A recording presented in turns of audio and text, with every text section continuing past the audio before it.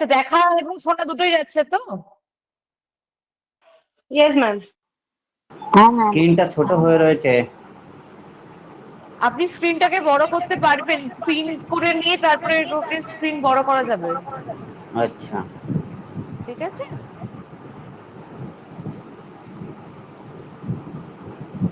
আচ্ছা, আগের দিন আমরা প্রোটিন এবং এগুলোর উপরে কথা হয়েছে, অ্যামাইনো অ্যাসিডস এর ক্লাসিফিকেশনস। এই এই সবাই এক না মিনিট। কাইন্ডলি মিউট করে দেবেন। আমি চাই না আপনাদের ব্যাক এন্ড থেকে মিউট করতে, যাতে কিনা আমি আগে অন্য একটা ক্লাসে ব্যাচে একটা প্রবলেম হয়েছে, লাইক আমি নিজে যদি ব্যাক এন্ড থেকে অফ করে দিই, তখন কারোর কিছু কোয়েরি থাকলে, মানে এমার্জেন্সি কোয়েরি থাকলে সে করতে পারে না।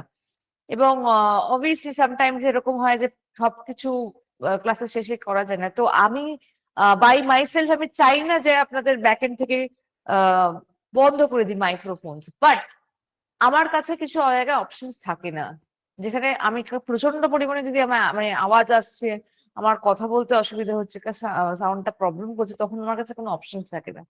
তো আমি সেই জন্যই আমি সবাইকে রিকোয়েস্ট করি যে আপনারা নিজেরা মাইক্রোফোনটা অফ করে দিন এবং একটু কশাসই থাকবেন। মানে এই 1 ঘন্টার তো ক্লাস, তাই না?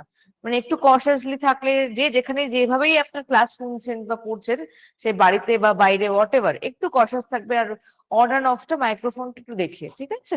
যা হোক সেটা একটু বুঝতে পারলো, বা কোনো কোয়ারি থাকলেও সেটাও করা যেতে পারে মাঝে মাঝে। বেশিরভাগ কোয়ারিটা পড়েই নি, বাট এমার্জেন্সি কিছু কোয়ারি থাকলে তখন বলা যেতে পারে। তাই আমি মাইক্রোফোনটা কাউকে নিজেকে অফ করতে বলছি, অন করতে বলছি আপনাদের মতো। আমি করছি না, ঠিক আছে? আচ্ছা, একটা রিভিশন ক্লাস হবে নেক্সট। আমার মনে হয় আমি নেক্সট ক্লাস থেকে হয়তো একটা রিভিশন ক্লাসেস রাখবো, কারণ আমি জানি যে MSN 10-এ প্রচুর মানে নতুন স্টুডেন্টস এসছেন। তো তাদের অনেকটাই অনেকেই ক্লাসেস গুলো হয়তো 2-3টে ক্লাসেস মিস করেছেন। তো সেক্ষেত্রে it's our responsibility to cover those chapters, revise করে নেওয়া একবার ম্যাম, উচিত। এবং হ্যাঁ বলুন। আমার বড় স্ক্রিন আসছে না কেন বুঝতে পারছি না। আপনি পিন করুন, আপনি পিন করতে পারবেন, ঠিক আছে? আপনি পিন করতে পারবেন স্ক্রিনটাকে। যদি পিন করে নেন তাহলে সেটাকে পিন স্ক্রিন করলে আপনার স্ক্রিনটা বড় আসবে। আচ্ছা ম্যাডাম, আচ্ছা। মাঝে একটা কথা বলছি। হ্যালো হুম হুম। হ্যালো। হ্যাঁ, ওই শোনা যাচ্ছে, বলতে এই পারেন। হ্যাঁ হ্যাঁ, মঙ্গলবার আর বৃহস্পতিবার বাদে আমাদের কি আর কোনো ক্লাস হচ্ছে? আমি সেই মোবাইলে অত পারদর্শী নই, এখন হয়নি তো ওই আর যেটা কোনো ওই। ক্লাস করতে, এই দুটো ক্লাসই আছে MSN 10-এ, ঠিক আছে? আচ্ছা, ঠিক আছে ঠিক আছে। মঙ্গলবার আর ওকে, বৃহস্পতিবার, হ্যাঁ। ওকে। ঠিক আছে। এবং তো নেক্সট ক্লাসটা আমি একটা রিভাইজ ক্লাস রাখবো। আমার চেষ্টা থাকবে দুটো ক্লাস রিভিশন ক্লাসেস রাখার জন্য, যেটুকু হয়েছে। আজকে ফ্যাটসটা আমি পড়িয়ে দেবো। তো ফ্যাটসটা কমপ্লিট করে আমি চেষ্টা করব যা যা চ্যাপ্টার্স গুলো হয়েছে সেগুলো রিভিশনস করা, যারা নতুন স্টুডেন্টস আছে এবং যাতে পুরনো স্টুডেন্টস আছেন, সবার যাতে একটু ঝালনা হয়ে যায়, আর নতুনরাও যাতে মিস করে না যায়। ওকে। আর রেকর্ডিংস ভিডিওস আপনারা আগের দিন আমাকে বলেছেন, আমি চেষ্টা করেছি, কারণ আমি জানি হয়তো হয়তো কার্বোহাইড্রেট আর প্রোটিনটা হয়তো হয়নি, বাকি সবকটা ভিডিওস আমার মনে হয় রেকর্ডিং ভিডিওস আপলোড করা হয়েছে। তো চেষ্টা করা হবে যে মানে আই মিন কাজ চলছে অ্যাকচুয়ালি, যাতে রেকর্ডিং ভিডিওসটা আমরা যত তাড়াতাড়ি সম্ভব বাকি চ্যাপ্টার্স গুলোর উপরও যাতে আমরা আপলোড করে দিতে পারি। So we are working on it. Till then, like হয়তো আর 1-2 সপ্তাহের মধ্যে বাকি যেই 3টে বাকি রয়েছে, কার্বোহাইড্রেট, প্রোটিন, ফ্যাট, সেগুলোও হয়ে যাবে আশা করছি আমি। ওকে, তাহলে কেউ কিছু মিস করবেন না। এনিওয়ে, তো আজকে আমরা ফ্যাট নিয়ে কথা বলবো। যেমন ম্যাক্রোনিউট্রিয়েন্ট, আমরা কার্বোহাইড্রেট, প্রোটিন নিয়ে কথা বলেছিলাম। কার্বোহাইড্রেটের মূল কাজ এনার্জি দেওয়া। প্রোটিনের প্রোটিনেরও মূল কাজ আমরা পড়েছিলাম মাসেল বিল্ড আপ করা, রিপেয়ারমেন্ট করা। কোনো একটা টিস্যু বা কোনো সেল যদি ড্যামেজ হয়ে যায়, ক্ষত হয়ে যায়, পুড়ে যায়, ছড়ে যায়, কেটে যায়, তাহলে সেই জায়গায় নতুন স্কিন বা নতুন যে আমাদের চামড়া তৈরি করা, মাংস তৈরি করা, সেটা কিন্তু প্রোটিনের দায়িত্ব। এবং বেড়ে ওঠা, এই যে গ্রোথ, এই যে বেড়ে ওঠা, সেটা। এছাড়াও প্রোটিনের আমরা দেখেছিলাম অ্যামাইনো অ্যাসিডের সাহায্যে, মানে অ্যামাইনো অ্যাসিড প্রোটিন তো একই, কারণ অ্যামাইনো অ্যাসিড না থাকলে প্রোটিন থাকবে না, প্রোটিন থাকলে না থাকলে অ্যামাইনো অ্যাসিড থাকবে না। একজনের সিম্পল ফর্ম, একজনের বড় ফর্ম, এটাই হচ্ছে পার্থক্য। তো আমরা দেখেছি যে বিভিন্ন রকম নিউট্রিয়েন্টস এবং অক্সিজেন ক্যারি করার জন্য প্রোটিনকে দরকার অ্যাজ আ ক্যারিয়ার, রাইট? কেউ একজন স্টিল মাইক্রোফোন অন করে আছেন, প্লিজ অফ করে দেবেন। এই জন্য আমি সবাইকে একটু কশাস থাকতে বলেছিলাম। ওকে, এবার হচ্ছে নেক্সট আমাদের ম্যাক্রোনিউট্রিয়েন্ট ভীষণ ইম্পর্টেন্ট, সেটা হচ্ছে fats and oils and seeds. আমরা জানি যে কার্বোহাইড্রেট বা শর্করা হচ্ছে আমাদের প্রধান শক্তি দেয়, সেই রকমই ফ্যাটসও কিন্তু আমাদের শক্তি দেয়। এবং সবাই দেখলে একটু অবাকই হবে, ফ্যাটস এর নাম শুনলে কিন্তু আমরা খুব মানে ভয় পেয়ে যাই। বর্তমান প্রজন্ম ফ্যাট খাচ্ছি এবং প্রত্যেকটা ফুড লেভেল আমরা চেক করি, রাইট? প্রত্যেকটা খাবারের আমরা ফুড লেভেল চেক করি, যে দেখি যে সেখানে কত পার্সেন্টেজ ফ্যাট আছে, বা আমরা ফ্যাট জাতীয় খাবার খেয়ে নিলাম, বাপরে, মানে সেটা ছোট বয়স থেকেই আমাদেরকে ট্রেন করে দেওয়া হচ্ছে। আমাদের বাবা মাই আমাদের হয়তো বোঝাচ্ছে না এটা ফ্যাট আছে, এটা সুগার আছে, এটা খাওয়া উচিত না, এটা ভালো নয়, মোটা হয়ে যাবি। আর তারপরে ওবেসিটি প্রবলেম বা মোটাপার সমস্যা তো আছেই। তো ফ্যাট নিয়ে আমরা কিন্তু খুব চিন্তিত, খুব চিন্তিত যে বাকি সব খাওয়া হয়ে গেল, ফ্যাট কেন আমরা না খাই। সেটার মধ্যে যাতে তেল কম দিয়ে রান্না করা, যাবতীয় আমরা প্রচেষ্টা করে থাকি, তেল কম দিয়ে রান্না করা বা বাটার, ঘি, এগুলো একদমই বর্জন করা। তো এই ধরনের আমরা চেষ্টাগুলো করে থাকি এবং ফ্যাট নিয়ে খুব ভয় পেয়ে থাকি। কিন্তু বলে রাখা বাহুল্য যে ফ্যাট কিন্তু আমাদের বডিতে 9.3 কিলো ক্যালোরি দেয়। তো যেটা কিনা অনেকটা কিলো ক্যালোরি, মানে হচ্ছে আমরা 1 গ্রাম, যেটা কিনা 1 গ্রাম আমরা কার্বোহাইড্রেট থেকে 4.1 কিলো ক্যালোরি পাই, সেখানে 1 গ্রাম ফ্যাট থেকে আমরা 9.3 কিলো ক্যালোরি পাই। সেটা একটা অ্যাডভান্টেজও বটে এবং ডিসঅ্যাডভান্টেজও বটে। বলবো কেন? কারণ হচ্ছে এক তো কম খেলেই দেখতে পাচ্ছি আমরা প্রচুর পরিমাণে ক্যালোরি পেয়ে যাচ্ছি, মানে এনার্জি পাচ্ছি। তো স্বাভাবিকভাবেই আমাদের কম খাওয়া উচিত। কিন্তু আমরা এই ফ্যাটটাই যদি আমরা বেশি পরিমাণে খেয়ে নিই, তখন কিন্তু আবার এক্সেস ক্যালোরি চলে যাওয়ার ফলে আমরা আস্তে আস্তে কিন্তু আমাদের ওবেসিটি শিকার হই এবং কোনো না কোনো ভাবে আমাদের লিভার ড্যামেজ হচ্ছে, আমাদের হার্ট ব্লক হচ্ছে, এই ধরনের সমস্যাগুলো হচ্ছে, ফ্যাটি লিভার হচ্ছে এবং ওবেসিটি হচ্ছে মারাত্মক সমস্যা। এগুলো রয়েছে। কিন্তু আমাদের এইটা এই চ্যাপ্টার, এই ফ্যাট এবং অয়েল সিডস, এই চ্যাপ্টার্স গুলো পড়ানোর এই জন্যই কারণ যে আমরা অযথা ফ্যাটকে খারাপ বলবো না। সব ফ্যাট খারাপ নয়, আমাদের জানতে হবে কোন ফ্যাট ভালো ফ্যাট আছে, কোন ফ্যাট কতটা পরিমাণে নেওয়া উচিত। সবই মধ্যে ভালো খারাপ মিলিয়ে থাকে, রাইট? কিন্তু আমাদেরকে বুঝতে হবে যে কোন ফ্যাট ভালো আমাদের জন্য, কোন ফ্যাট খারাপ আমাদের জন্য, তাহলে কতটা পরিমাণ নেওয়া উচিত এবং কোন কোন রোগে আমাদেরকে একটু অ্যাভয়েড করতে হবে। স্বাভাবিকভাবে আমরা যেটা খেতে পারি স্বাভাবিক অবস্থায়, সেটা নিশ্চয়ই কোনো রোগ আমাদের যদি হয়, তখন সেটা আমাদের অবশ্যই তাকে কিছু ক্ষেত্রে অ্যাভয়েড করতেও হবে এবং কম পরিমাণে নিতে হবে এবং ভালো ফ্যাট খেতে হবে। তো বেসিক্যালি এখানে যখন আমি ছবিটা লাগিয়েছি, দেখতেই পাওয়া যাচ্ছে যে এর মধ্যে প্রচুর তেল রয়েছে, সিডস রয়েছে, ফ্ল্যাক্স সিডস রয়েছে এবং স্ক্রিনটা দেখা যাচ্ছে, ফিট হচ্ছে না। কি দেখা যাচ্ছে না? এখন ফুল স্ক্রিন দেখা যাচ্ছে না, কেটে যাচ্ছে সাইডের পার্ট, আপার পার্টের। হ্যাঁ, সাইড জানি, সাইড এটা কেটে যাচ্ছে, আমি দেখানোর চেষ্টা করছি, দাঁড়ান 1 সেকেন্ড। তো আমি দেখিয়ে দেবো, এরকম নয় যে আমি দেখাবো না। তো জাস্ট আ সেকেন্ড।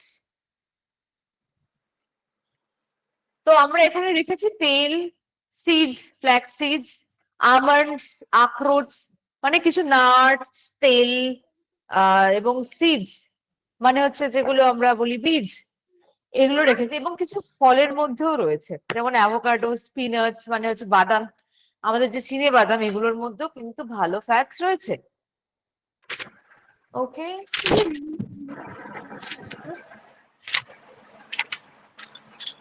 মাইকটাকে অফ করুন। জাস্ট আ সেকেন্ড। Intel. জাস্ট আ Hello, সেকেন্ড। ma'am. হ্যাঁ, 1 সেকেন্ড।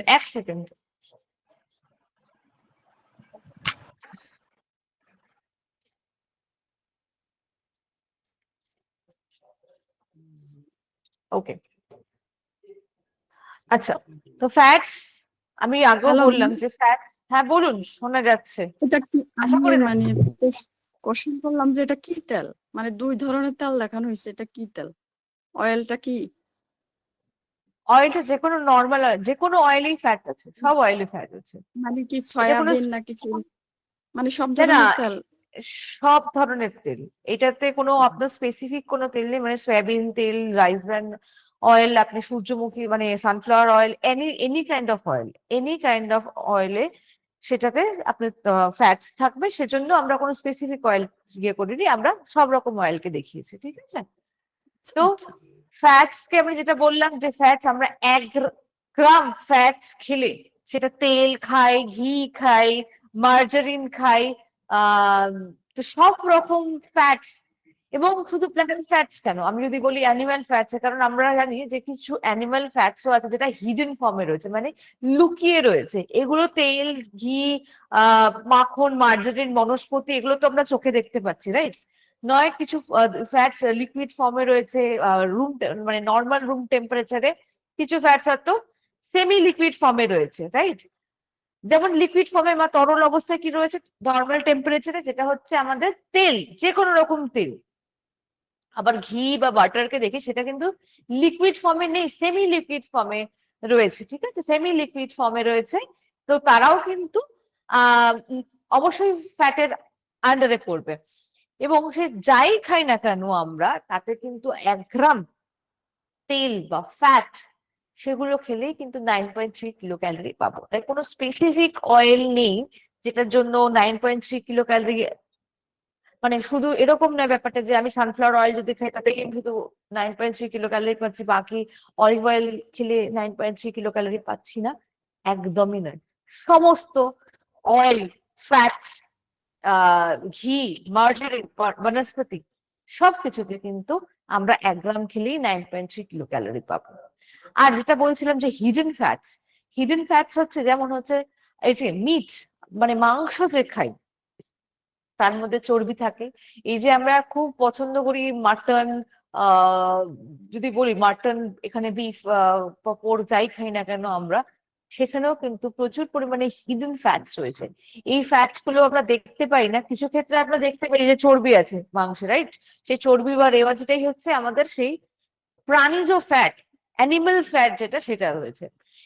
যেটা মিট বা লিন পোর্শনে রয়েছে, সেটা যেটা মাংস যেটা, সেটার মধ্যে কিন্তু প্রোটিনটা বেশি আছে, কিন্তু তার সারাউন্ডিংস কে, তাকে কভার করে যে ফ্যাটটা থাকে, সাদা রঙের যে ফ্যাটটা থাকে, যেটা আমরা মাটন, যেটা আমরা বিফ বা পোর্কের খেতে খুব বেশি ভালোভাবে বুঝতে পারি, সেই সাদা পোর্শন বা চর্বি পোর্শনটা হচ্ছে আমাদের অ্যানিমাল ফ্যাট। আর এটাই ক্ষতিকারক বেসিক্যালি, ঠিক আছে? তো সেগুলো কিন্তু সবের মধ্যেই আমি বলবো আছে, তো সেটা আমাদের জানতে হবে এবং বুঝতে হবে যে কতটা পরিমাণ আমাদের খাওয়া উচিত, এবং কোন পোর্শনটা আমরা খাবো, কোন পোর্শনটাকে অ্যাভয়েড করলে বেটার। তো কার্বোহাইড্রেটের একটা পার্ট আছে, রোল আছে আমাদের বডিতে, সব থেকে ইম্পর্টেন্ট। তারপরে নেক্সট টু নেক্সট যে এনার্জি প্রদান করছে, এবং এক্সেস এনার্জিকে কিন্তু ফ্যাটই একমাত্র বডিতে স্টোর করে রাখতে পারে, যখন কিনা আমাদের বডি প্রকৃতপক্ষে এনার্জি দরকার, কাজ করার শক্তি দরকার, তখন কিন্তু এই ফ্যাট যে জমা থাকে আমাদের বডিতে, সেই ফ্যাট গুলো আস্তে আস্তে মেল্ট হয়ে থাকে, এবং সে কিন্তু চেষ্টা করে আস্তে আস্তে সেগুলো থেকে এনার্জি প্রদান করার, কারণ ফ্যাট ভেঙে তখনই কিন্তু এনার্জি প্রোডাকশন করতে চায়। কারণ ফ্যাট একমাত্র যে ফ্যাট ইনস্ট্যান্ট এনার্জি দেয় না। ইনস্ট্যান্ট এনার্জির জন্য কার প্রয়োজন আমাদের? অবশ্যই মনে রাখতে হবে, সেটা হচ্ছে কার্বোহাইড্রেটের কাজ বা শর্করার কাজ। তুরন্ত দেবে, মানে 2 সেকেন্ড, 2 মিনিটে আমার কাজ দেবে, 2 মিনিটে আমাকে এনার্জি দেবে কাজ, সেটা করবে হচ্ছে কার্বোহাইড্রেট। লং টার্মে আস্তে আস্তে যে আমাকে এনার্জি দেবে এবং বহুদিন ধরে সেটা আমার বডিতে স্টোর থাকতে পারে, সেই স্টোর থেকে বহুদিন ধরে আমাকে এনার্জি দিতে পারে, সেটা হচ্ছে কিন্তু আমার ফ্যাট, ঠিক আছে? এই ইনস্ট্যান্ট এনার্জি কিন্তু ফ্যাট কখনোই দেবে না। ইনস্ট্যান্ট এনার্জির জন্য আমাদের কার্বোহাইড্রেটই দরকার, শর্করারই দরকার, কিন্তু লং টার্মে আমার ফ্যাট, আমার বডি থেকে যে আছে চর্বি, কিন্তু আস্তে আস্তে মেল্ট হয়ে বলে গিয়ে সেটা এনার্জি দেয়, সেটা কিন্তু একমাত্র ফ্যাট। তো ফ্যাটের যেমন আমরা দেখেছিলাম যে কার্বোহাইড্রেটের স্মলেস্ট ইউনিট বা সব থেকে ছোট যে ইউনিট থাকে সেটা কি না, আমরা পড়েছিলাম গ্লুকোজ। প্রোটিনের সব থেকে ছোট ইউনিট কি না, অ্যামাইনো অ্যাসিড আমরা পড়েছিলাম। সেরকম ফ্যাটের সব থেকে ছোট ইউনিট হচ্ছে ফ্যাটি অ্যাসিড এবং গ্লিসারিন।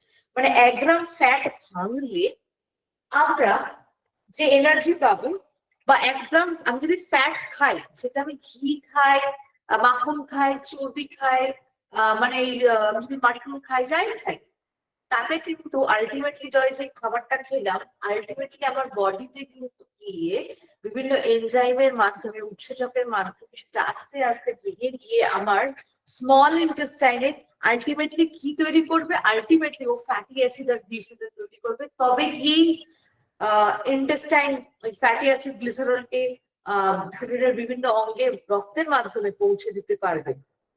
এইটাই হচ্ছে নিউট্রিয়েন্টস। মানে ফ্যাটের স্মলেস্ট ইউনিটকে কিন্তু অ্যাজ আ নিউট্রিয়েন্ট কিন্তু বডি বিভিন্ন জায়গায় পাঠাতে পারবে। তার মানে কার্বোহাইড্রেটের smallest unit glucose, amino acid হচ্ছে প্রোটিনের, এবং ফ্যাটের হচ্ছে ফ্যাটি অ্যাসিড এবং গ্লিসারিন।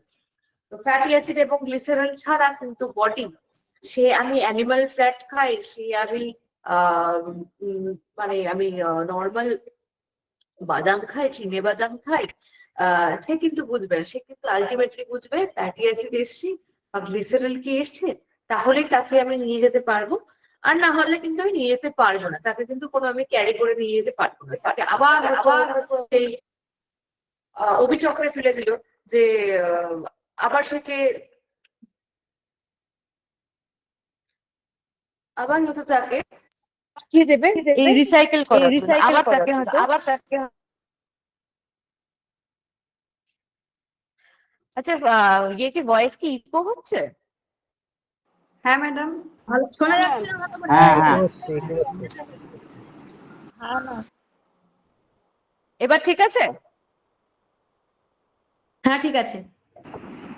হ্যাঁ এবার ঠিক আছে।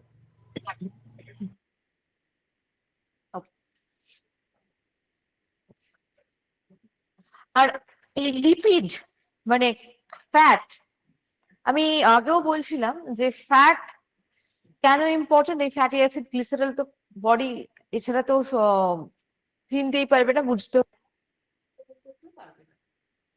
তো তখন কিন্তু তখন এবং লিপিডের আর একটা ব্যাপার আছে, লিপিড কিন্তু আমাদের শরীরের জন্য যথেষ্ট ইম্পর্টেন্ট এবং সাউন্ডের খুব প্রবলেম হচ্ছে। শোনা যাচ্ছে না ম্যাডাম, মানে এতটাই আস্তে আস্তে যে কথাগুলো পরিষ্কার শোনাই যাচ্ছে না, আটকে যাচ্ছে। সাউন্ডের খুব প্রবলেম, কখনো ইকো হচ্ছে, কখনো শুনতে পাচ্ছি না, কখনো জড়িয়ে যাচ্ছে।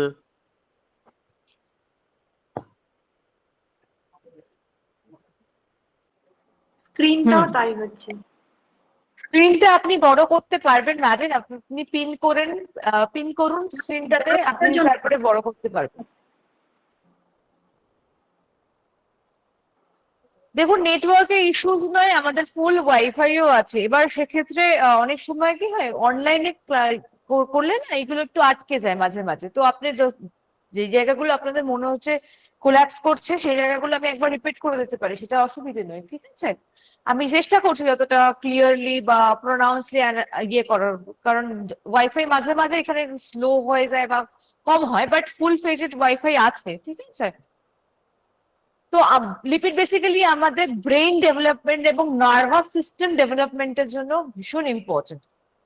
লিপিড একটা বাচ্চা যখন একটা ভ্রূণ যখন মাতৃক্রোড়ে থাকে তখন তার brain development is very important, যেটা আমরা প্রেগনেন্সি যখন পড়বো, pregnancy dietary management in pregnancy যখন পড়বো তখন দেখবো যে আমাদের কোন স্টেজে গিয়ে ভ্রূণের ব্রেন ডেভেলপমেন্ট, একদম থার্ড ট্রাইমেস্টারে গিয়ে ভ্রূণের ব্রেন ডেভেলপমেন্ট হয়। তো ওই ব্রেন ডেভেলপমেন্টের সময় এবং নার্ভাস সিস্টেম ডেভেলপমেন্টের ক্ষেত্রে কিন্তু লিপিড খুব ভালো, লিপিডের খুব প্রয়োজনীয়তা। যেমন হচ্ছে ফসফোলিপিড, ডিএইচএ, যেটা দেখবেন যে খুব ছোট যে বাচ্চারা থাকে যাদের যে হরলিক্স যে খাওয়ানো হয়, হরলিক্স এর মধ্যে এখন নতুন একটা নিউট্রিয়েন্ট সংযোজন করা হয় এবং সেটা খুব অ্যাডভার্টাইজমেন্ট করা হয়, সেটা হচ্ছে ডিএইচএ অ্যাডিশনস করা হয়। ডিএইচ বেসিক্যালি হচ্ছে ফসফোলিপিড, যেটা হচ্ছে আমাদের ডোকোসাহেক্সানোয়িক অ্যাসিড। এই ফসফোলিপিড এবং কিছু ফসফোলিপিড থাকে যারা কিন্তু ব্রেন ডেভেলপমেন্টের ক্ষেত্রে খুব ভালো সাহায্য করে বাচ্চাদের ক্ষেত্রে। এবং lipid is Y important for our adult. আমাদের মানব দেহের কিছু ভাইটামিনস আছে যারা শুধুমাত্র লিপিডের প্রেজেন্সে গিয়ে অ্যাবজর্ব হতে পারে, লিপিডই একমাত্র তাদেরকে অ্যাবজর্ব করতে পারে।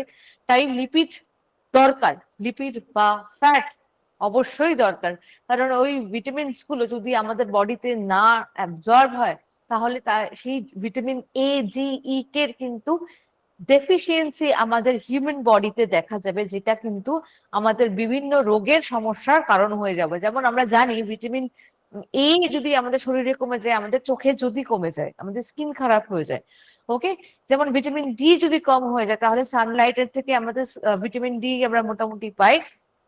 এবং ভিটামিন ডি বেসিক্যালি আমাদের বোন তৈরি করতে, আমাদের হাড় শক্ত করতে সাহায্য করে। এবং ভিটামিন ই ফিমেলদের রিপ্রোডাক্টিভ সিস্টেমে বিভিন্নভাবে সাহায্য করে। এবং ভিটামিন কে ব্লাড ক্লটিং এ সাহায্য করে, মানে কোনো জায়গায় কেটে গেলে ছড়ে গেলে সেই জায়গা থেকে ব্লাড ক্লটিং এর জন্য সাহায্য করে। তো এই কাজকর্মগুলো কোনোটাই হবে না যদি না আমরা পরিমাণ মতো ফ্যাট আমরা বডিতে না রাখি, তাহলে এই ভিটামিনস গুলো কোনোভাবেই বডিতে ডিজলভ হবে না বা অ্যাবজর্ব হবে না। ওকে, ম্যাম লিপিড আগে দেখবো। হ্যাঁ বলুন। হ্যালো হ্যাঁ হ্যালো বলুন। ম্যাম, আপনি যে ওই যে 1 গ্রাম ফার্স্টে বলেছিলেন যে 9.3 কিলো ক্যালোরি গ্রাম পর গ্রাম, এটা বলছিলেন, তারপর এটা ভেঙে বলছিলেন যে 1 গ্রাম, 1 গ্রাম খাওয়ার কথা বলছিলেন। 1 গ্রাম এটা 1 গ্রাম লিপিড আপনি যদি ফ্যাট খান তাহলে আপনি 9.3 কিলো ক্যালোরি এনার্জি পাবেন। হুম ঠিক আছে, তারপরে এনার্জিটা ম্যাম সবসময় কিলো ক্যালোরিতে কাউন্ট হয়। তারপরে আপনি যে মানে যে ভয়েস গুলা বলছিলেন, লাইন গুলা যে বলছিলেন, ওটা মানে স্পষ্ট আসে নাই, ওটা যদি আবার একটু রিপিট করেন ম্যাম। আচ্ছা ঠিক আছে, ওটা আস্তে আস্তে বলে দেবো, অসুবিধা নেই, বলে দেবো ওগুলো। ওটা খুব ভালো আচ্ছা, বলছিলেন লিপিড কিন্তু মানে ভালো আসেনি। বুঝতে আচ্ছা পেরেছি, ওটা দেখছি, আমি বলে দিচ্ছি। হ্যাঁ, আচ্ছা, লিপিডস নেক্সট আমাদের লিপিডের ক্লাসিফিকেশন দেখতে হবে। এরপরে লিপিডকে আমরা ক ভাগে ভাগ করি, মানে আমরা ফ্যাটকে আমরা ক ভাগে ভাগ করি, সেটা হচ্ছে আমরা আইডিয়ালি প্রাইমারিলি আমরা 3 ভাগে ভাগ করি। একটা হচ্ছে সিম্পল লিপিড, একটা হচ্ছে কম্পাউন্ড লিপিড, আর একটা হচ্ছে ডিরাইভড লিপিড। সিম্পল লিপিড মানে হচ্ছে যেটা শুধুমাত্র আমাদের, তাতে শুধু ফ্যাট আছে, শুধুমাত্র ফ্যাট ছাড়া অন্য কিচ্ছু নেই, তাদেরকে আমরা সিম্পল লিপিডস বলবো। যেমন ফ্যাট, যে কোনো রকম fats, animal fats, oil, wax মানে হচ্ছে মোম। ওকে, আচ্ছা, কম্পাউন্ড লিপিডস মানে হচ্ছে এখানে ফ্যাটের সাথে কোনো অন্য কোনো সাবস্টেন্স থাকবে, অন্য কোনো বস্তু জড়িত থাকবে। যেমন গ্লাইকোলিপিডস, ফসফোলিপিডস, লাইপোপ্রোটিনস অ্যান্ড সালফোলিপিডস। গ্লাইকোলিপিডস মানে এখানে একটা গ্লাইকোজেনের সাথে লিপিড যুক্ত হয়েছে। গ্লাইকোজেন হচ্ছে একটা কার্বোহাইড্রেট, ঠিক আছে, আর লিপিড হচ্ছে ফ্যাট। তার মানে একটা কার্বোহাইড্রেটের সাথে লিপিড যুক্ত হয়ে গিয়ে একটা গ্লাইকোলিপিড তৈরি করছে বলে একে আমরা বলছি কম্পাউন্ড লিপিড। Compound lipid. আমরা যদি আগের দিন প্রোটিনটা পড়েছিলাম, প্রোটিনেও কিন্তু কম্পাউন্ড বা কনজুগেটেড প্রোটিন আমরা পড়েছিলাম। কনজুগেটেড প্রোটিনের মধ্যে আমরা বলেছিলাম যে প্রোটিনের সাথে যখনই সাবস্টেন্স থাকবে তখন তাকে আমরা কনজুগেটেড বলবো। তো তখন সেরকমই এখানে ব্যাপারটা এরকম যে কনজুগেটেড কম্পাউন্ড লিপিড কাকে বলবো না, যখন লিপিডের সাথে একটা অন্য কোনো বস্তু ম্যাডাম আওয়াজ আসছে না। সরি, আওয়াজ Sound আসছে না, আসছে না ম্যাডাম। ম্যাম।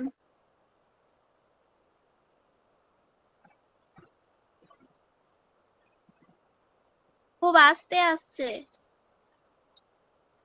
শোনা Sound যাচ্ছে? পাচ্ছি না।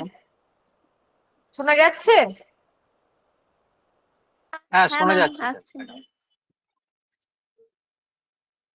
আচ্ছা, তো তো ফসফোলিপিড হচ্ছে ফসফরাসের সাথে যখন একটা লিপিড যুক্ত হয় তখন তাকে আমরা ফসফোলিপিড বলি।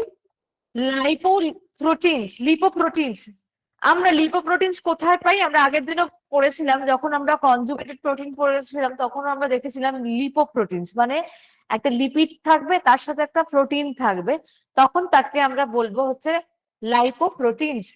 আর সালফোলিপিডস কাকে বলবো না? সালফার জানি আমরা একটা মিনারেল, রাইট? একটা খনিজ, যেমন সালফার একটা খনিজ, তার সাথে একটা যখন এটা লিপিড যুক্ত হয়ে যাচ্ছে তখন তাকে আমরা সালফোলিপিডস বলছি। তো এগুলো হচ্ছে মানে হচ্ছে নয় একটা গ্লাইকোজেন মানে একটা কার্বোহাইড্রেট যুক্ত হচ্ছে লিপিডের সাথে, একটা ফসফরাস যুক্ত হচ্ছে লিপিডের সাথে, একটা প্রোটিন যখন এসে যুক্ত হচ্ছে লিপিডের সাথে, একটা সালফার যখন যুক্ত হচ্ছে একটা লিপিডের সাথে, তখন তারা তৈরি করছে কম্পাউন্ড লিপিড। মানে লিপিড। এখন তো ক্লিয়ার আসার কথা, আমি জানি না মানে এটা ব্লুটুথের সমস্যা প্রচুর কিনা, আটকে বাট যাচ্ছে আমি ম্যাম। চেষ্টা করছি। ম্যাম প্রথমে বহুত ব্রেক এখন ঠিক আছে। তারপর আপনার পিকচারটা আটকে আটকে আসছে, খুবই হেজি পিকচার আসছে।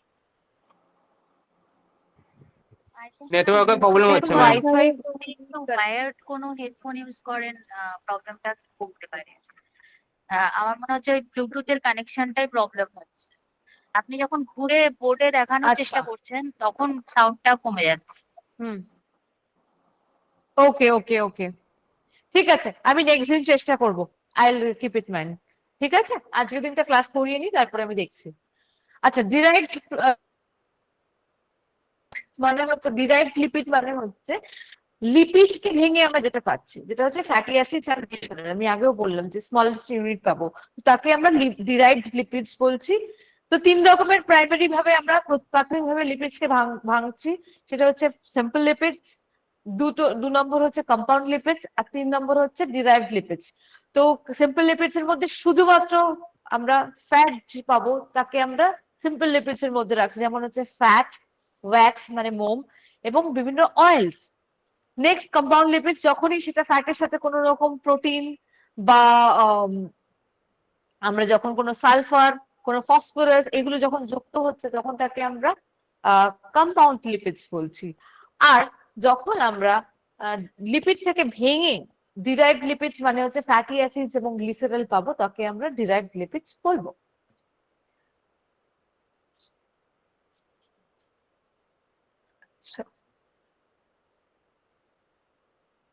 আচ্ছা, লিপিডস কেও আমরা এবার কি ধরনের মানে হচ্ছে উৎসর হিসেবে যদি আমরা লিপিডকে যদি ক্লাসিফাই করি উৎসর হিসেবে, তাহলে আমরা দেখবো যে fat basically visible fat, invisible fat, animal fat আর প্ল্যান্ট ফ্যাট আছে।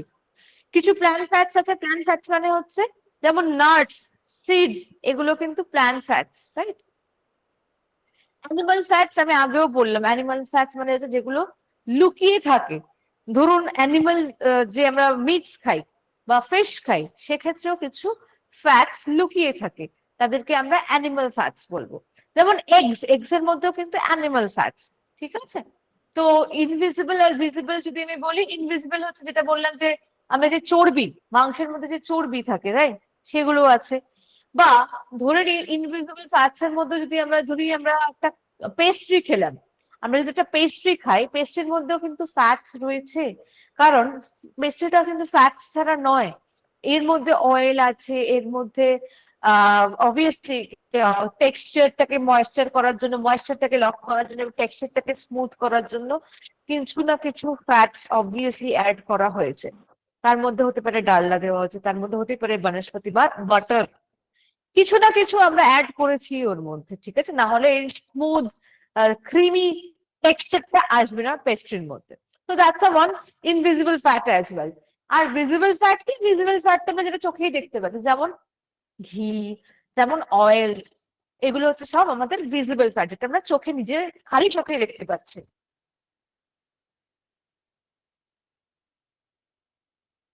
ওকে, নেক্সট এবার আমরা বায়োকেমিক্যালি কত রকম ভাবে আমরা ফ্যাটস কে ডিভাইড করতে পারি সেটা বলবো।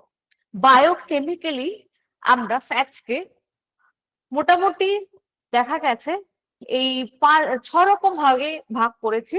একটা হচ্ছে স্যাচুরেটেড ফ্যাট, ফ্যাটি অ্যাসিডস, আর unsaturated fatty acids, trans fatty acids, cis fatty acids, essential fatty acids and non essential fatty acids. আচ্ছা, ফ্যাটস কি বললাম, ফ্যাটস কে একটা উৎস হিসেবে ভাগ করেছি, একটা আমরা জাস্ট প্রাইমারিলি ভাগ করেছি। তো ফ্যাটস এর বিভাজনটা আমরা মোটামুটি বললাম। এবার যে ডেরিভেটিভস মানে ফ্যাট থেকে তো ফ্যাটি অ্যাসিড গ্লিসারল পাই আমরা, এবার ফ্যাটি অ্যাসিডস কে আমরা কত রকম ভাবে কেমিক্যালি, বায়োকেমিক্যালি, রাসায়নিক ভাবে আমরা কত রকম ভাবে ভাগ করতে পারি ফ্যাটি অ্যাসিডস কে, সেটা বলবো। তো এখানে দেখতে পাচ্ছেন যে 6 রকম ভাবে ফ্যাটি অ্যাসিডস কে ভেঙেছি। প্রথমেই রাখা হয়েছে স্যাচুরেটেড ফ্যাটি অ্যাসিডস। তো স্যাচুরেটেড ফ্যাটি অ্যাসিডস আমি একটু লিখে লিখে বোঝাই।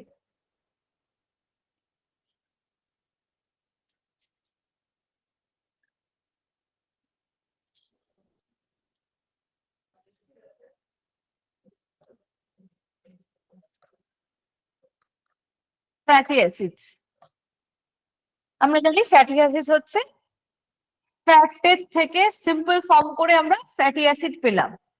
তো ফ্যাটি অ্যাসিডকে আমরা প্রথম 3 ভাগে যেটা দেখবো সেটা হচ্ছে স্যাচুরেটেড ফ্যাটি অ্যাসিড,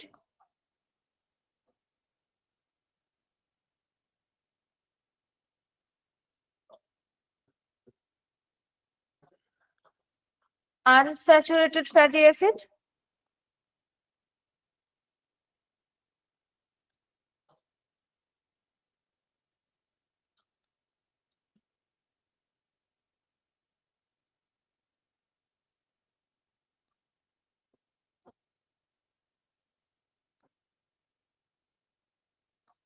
আর ট্রান্স ফ্যাট বা ট্রান্স ফ্যাটি অ্যাসিডস।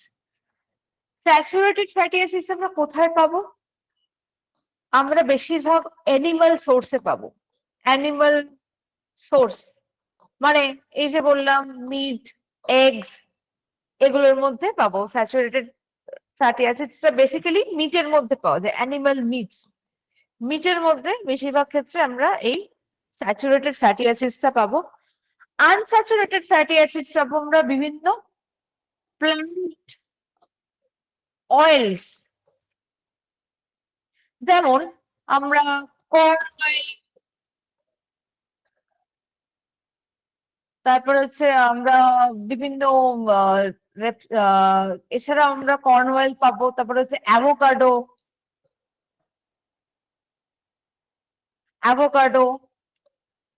এছাড়া আমরা পাবো হচ্ছে বিভিন্ন নাটস, সিডস এবং fish and fish oil.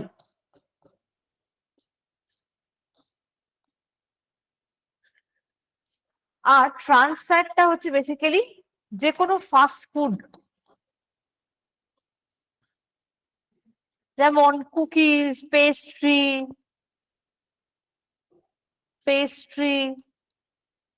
Fried foods,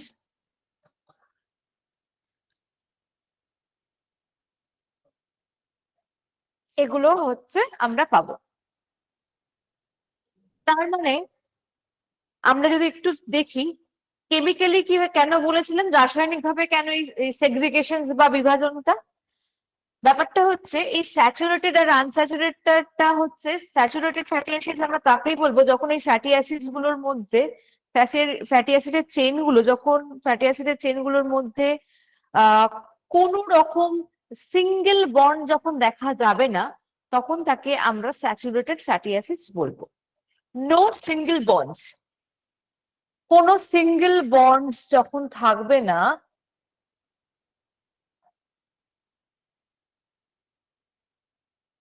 fatty acid চেনের মধ্যে যখন কোনো রকম সিঙ্গেল বন্ড থাকবে না, তাদেরকে আমরা স্যাচুরেটেড ফ্যাটি অ্যাসিডস বলবো। যখন এর মধ্যে এক বা একাধিক, মোর দেন ওয়ান,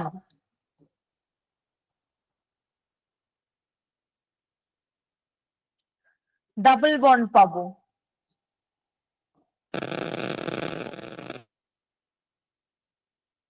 আচ্ছা, এখানে আরেকটা কথা, সিঙ্গেল বন্ড থাকবে বাট ডাবল বন্ড কিন্তু একটাও থাকবে না, মানে সিঙ্গেল বন্ড থাকবে এবং ডাবল বন্ড থাকবে না, তখন তাকে আমরা ডাবল বন্ড দেখা যাবে না।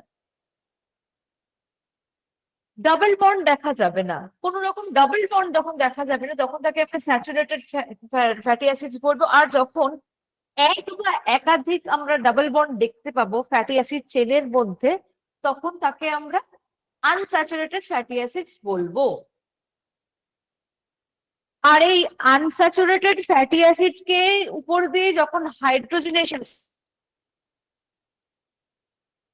তখন কিন্তু সেই ফ্যাটটা ভেঙে গিয়ে ট্রান্স ফ্যাট তৈরি করে এবং স্যাচুরেটেড ফ্যাটি অ্যাসিডও তৈরি হয়। যখন আনস্যাচুরেটেড ফ্যাটি অ্যাসিডের উপর দিয়ে হাইড্রোজেন চালনা করা হয়, তখন তাতে কি তৈরি হয়, স্যাচুরেটেড ফ্যাটি অ্যাসিড তৈরি হয় এবং তার সাথে ট্রান্স ফ্যাটি অ্যাসিডও তৈরি হয়। আর বেশিরভাগ ক্ষেত্রে ট্রান্স ফ্যাটি অ্যাসিড বা ট্রান্স ফ্যাট কোথায় দেখা যায়? বিভিন্ন রকম ফ্রাইড ফুড, তারপরে কুকিজ, পেস্ট্রি, এগুলোর মধ্যে ট্রান্স ফ্যাট দেখা যায়, যেটা কিনা আমাদের শরীরের জন্য মোটেই হেলদি নয়। তাই ট্রান্স ফ্যাটের পরিমাণ খুব কমে রাখা হয়, মানে মোটামুটি দেখা গেছে একটা অ্যাডাল্টের ক্ষেত্রে অনলি 5 গ্রাম, হাইয়েস্ট 5 গ্রাম কেউ ট্রান্স ফ্যাট তার খাওয়া উচিত। মানে ট্রান্স ফ্যাটের পরিমাণ যত কম রাখা যায় তত মঙ্গল। আর স্যাচুরেটেড ফ্যাটি অ্যাসিডসটা কি বললাম, যখন এর মধ্যে কোনো রকম ডাবল বন্ড দেখা যাবে না, শুধুমাত্র সিঙ্গেল বন্ড দেখা যাবে বা ডাবল বন্ড দেখা যাবে না, তখন তাকে স্যাচুরেটেড ফ্যাটি অ্যাসিডসটা বললাম, যেটা বেশিরভাগ ক্ষেত্রে অ্যানিমাল সোর্স, মানে মাংস, চর্বি, এগুলো হচ্ছে তার সোর্স, উৎস। আনস্যাচুরেটেড ফ্যাটি অ্যাসিডস কাকে বলবো না, যে বিভিন্ন রকম প্ল্যান্ট অয়েল, কর্ন অয়েল হতে পারে, দেন সানফ্লাওয়ার অয়েল হতে পারে, অ্যাভোকাডোজ, নাটস মানে হচ্ছে আমাদের ওয়ালনাটস, আমন্ডস, এগুলো, সিডস মানে হচ্ছে যেমন চিয়া সিডস, সিসাম সিডস, তারপরে হচ্ছে ফ্ল্যাক্স সিডস, পামকিন সিডস, এগুলো। এবং ফিশ এন্ড ফিশ অয়েল মানে যেমন মাছ হচ্ছে যেমন salmon, herrings, cod, cod liver oil নিয়ে আমরা অনেক শুনেছি না, যে এর মধ্যে মাছের তেল। তো কড লিভার অয়েল, এই তেলটা কিন্তু খুব ভালো, এর মধ্যে ওমেগা 3 ফ্যাটি অ্যাসিডস পাওয়া যায়। ঠিক আছে, অনেক ভাগ আছে ফ্যাটি অ্যাসিডস এর রাসায়নিক্যালি, সিস ফ্যাটি অ্যাসিডস এবং এসেনশিয়াল ফ্যাটি অ্যাসিডস এবং নন এসেনশিয়াল ফ্যাটি অ্যাসিডসও আছে। তো এসেনশিয়াল ফ্যাটি অ্যাসিডস মানে শুনেই বোঝা যাচ্ছে যে সমস্ত ফ্যাটি অ্যাসিডস গুলো আমাদের বডি নিজেটা তৈরি করতে পারে না, অবশ্যই তাদেরকে বাইরে খাবারের মাধ্যমে আমাদেরকে আনতে হবে, তাদেরকে আমরা এসেনশিয়াল ফ্যাটি অ্যাসিডস বলবো। আর কিছু ফ্যাটি অ্যাসিডস থাকে যারা বডি নিজেই তৈরি করে নিতে পারে, তাদেরকে আলাদা করে বাইরে খাবারের মাধ্যমে যোগান দেওয়ার প্রয়োজন হয় না, তাদেরকে বলে হচ্ছে নন এসেনশিয়াল ফ্যাটি অ্যাসিডস। তো fatty acids basically saturated, unsaturated এবং ট্রান্স ফ্যাটের উপর আমরা সব থেকে বেশি কথা বলি। ঠিক আছে, আচ্ছা। তো যখন আমি স্যাচুরেটেড ফ্যাটি অ্যাসিড কোথায় পাওয়া যায় আমি বললাম, ট্রান্স ফ্যাটি অ্যাসিডস কোথায় পাওয়া যায় বললাম। এবার আনস্যাচুরেটেড ফ্যাটি অ্যাসিডস তো আবার দুভাগে ভাগ করা হয়েছে, একটা মোনো আনস্যাচুরেটেড ফ্যাটি অ্যাসিড আর একটা পলি আনস্যাচুরেটেড ফ্যাটি অ্যাসিডস। ওকে, তো এটা একটু লিখে বলি।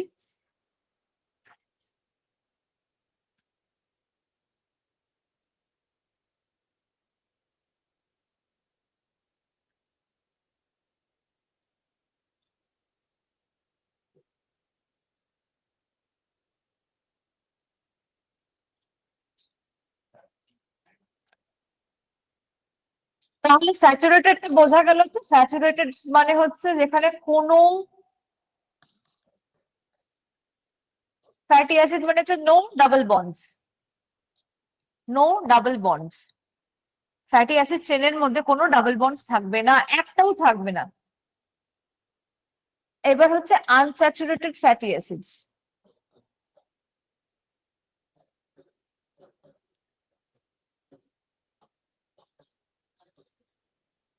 একে আমরা দুভাগে ভাগ করেছি, একটা হচ্ছে মোনো আনস্যাচুরেটেড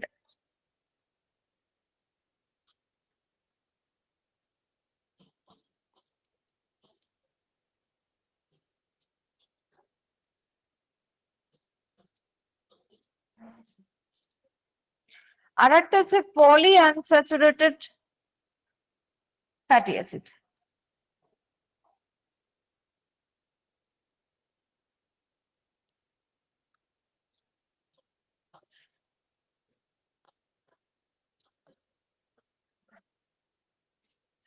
আচ্ছা, মোনো মানে হচ্ছে যেখানে একটা ডাবল বন্ড দেখা যাবে। আমি বলেছিলাম আনস্যাচুরেটেড ফ্যাটি অ্যাসিডের মধ্যে কি এক বা একাধিক ডাবল বন্ড দেখা যাবে, তখন তাকে আমরা আনস্যাচুরেটেড ফ্যাটি অ্যাসিডস বলবো। তো মোনো আনস্যাচুরেটেড ফ্যাটি অ্যাসিডের মধ্যে একটা মাত্র ডাবল বন্ড দেখা যায় ফ্যাটি অ্যাসিডস গুলোর মধ্যে, তখন তাকে আমরা মোনো আনস্যাচুরেটেড ফ্যাটি অ্যাসিডস বলবো। একে শর্ট ফর্মে মুফাও বলা হয়, MUFA, মুফা বলা হয়। আর পলি মানে হচ্ছে অনেকগুলো, যখন একের বেশি আমরা যখন ডাবল বন্ডস দেখতে পারি। মোর যদি বলি, আমি যদি বলি যে মানে একাধিক যখন আমাদের ডাবল বন্ডস দেখা যাচ্ছে, মোর ডাবল বন্ডস যখন দেখতে পাবো এই যে ফ্যাটি অ্যাসিডস গুলি চেনের মধ্যে ডাবল বন্ডস, ফ্যাটি অ্যাসিড চেনের মধ্যে যখন একাধিক ডাবল বন্ডস দেখা যাবে, তখন তাকে আমরা পলি আনস্যাচুরেটেড ফ্যাটি অ্যাসিডস বলবো। আর এর শর্ট নাম হচ্ছে পুফা। এই মুফা এবং পুফা দুটোই কিন্তু খুব ইম্পর্টেন্ট, খুব ভালো আমাদের শরীরের জন্য। কারণ হচ্ছে এই আনস্যাচুরেটেড ফ্যাটি অ্যাসিডস গুলোই কিন্তু আমাদের শরীরের সব থেকে বেশি উপকার করে। আমাদের বডিতে কোলেস্টেরলের মাত্রা কমায়, আমাদের বডিতে রক্তচাপ কমায়, এবং আমাদের বডির যে হেলদি ফ্যাটস বা HDL, হাই ডেন্সিটি লাইপোপ্রোটিনস, সেই হাই ডেন্সিটি লাইপোপ্রোটিনস মানে হচ্ছে গুড কোলেস্ট্রলস বাড়াতে সাহায্য করে হচ্ছে এই মুফা এবং পুফা। তাই এবং আমাদের হার্টকেও ভালো রাখতে সাহায্য করে হচ্ছে এই মুফা এবং পুফা। তাই আমাদের খাবারে যত বেশি আমরা আনস্যাচুরেটেড ফ্যাটি অ্যাসিডস গুলো রাখবো তত বেটার, রাদার দেন মানে স্যাচুরেটেড বা ট্রান্স ফ্যাট যত কম রাখবো তত ভালো। মানে তুলনামূলকভাবে আমাদের স্যাচুরেটেড এবং ট্রান্স ফ্যাটের যে উৎস সেগুলোকে কম রাখতে হবে, এবং আমাদেরকে সব থেকে বেশি রাখতে হবে আনস্যাচুরেটেড ফ্যাটি অ্যাসিডস এর উৎসগুলো। তো আনস্যাচুরেটেড ফ্যাটি অ্যাসিড এর উৎসগুলো কি, আমি আগেও বললাম, যেগুলো হচ্ছে বিভিন্ন রকমের আমাদের নাটস, সিডস, যেমন পামকিন সিডস, তারপরে হচ্ছে আমি অ্যাভোকাডো বললাম, বাদাম বললাম, চিনে বাদাম আছে, কাঠবাদাম আছে, আমন্ডস আছে, আখরোট আছে, পিস্তা আছে, পিস্তাশিউস যেটা বলি সেগুলো আছে, এবং বিভিন্ন রকম বীজ যেমন pumpkin seeds, sunflower seeds, sesame seeds, chia seeds, এগুলোর মধ্যেও কিন্তু ভালো এই আমরা আনস্যাচুরেটেড ফ্যাটি অ্যাসিডস গুলো পাই। এছাড়াও মাছ এবং মাছের যে তেল, যেমন স্যামন, হার্ডিংস, এগুলো হচ্ছে মানে মুফা এবং পুফা পাওয়ার জন্য আইডিয়াল। তাহলে এক্ষুনি একটা প্রশ্ন আসতে পারে আমাকে, তাহলে কি আমরা যে মাছ খাই সেই মাছে কি নেই? অবশ্যই আছে unsaturated fatty acid, but omega 3 এবং ওমেগা 6 যে ফ্যাটি অ্যাসিড, যেটা আবার বলবো পলি অ্যাসিড, পলি আনস্যাচুরেটেড ফ্যাটি অ্যাসিডের আরো দুটো ভাগ আছে। সেটা হচ্ছে একটা হচ্ছে ওমেগা 3 ফ্যাটি অ্যাসিড এবং ওমেগা 6 ফ্যাটি অ্যাসিড, যেগুলো সামুদ্রিক যে মাছগুলো হয় সেগুলোর মধ্যে সব থেকে বেশি পাওয়া যায়।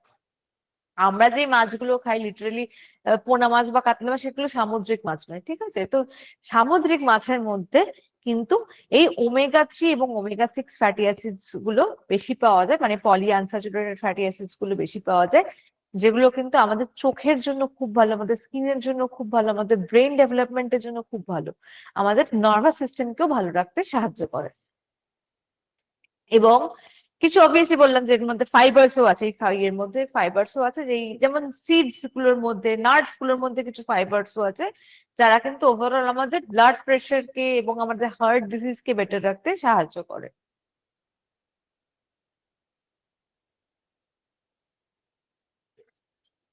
এক্ষুনি বললাম আনস্যাচুরেটেড ফ্যাটি অ্যাসিডকে আমরা দুই ভাগে ভাগ করেছি, একটা মুফা আর একটা পুফা।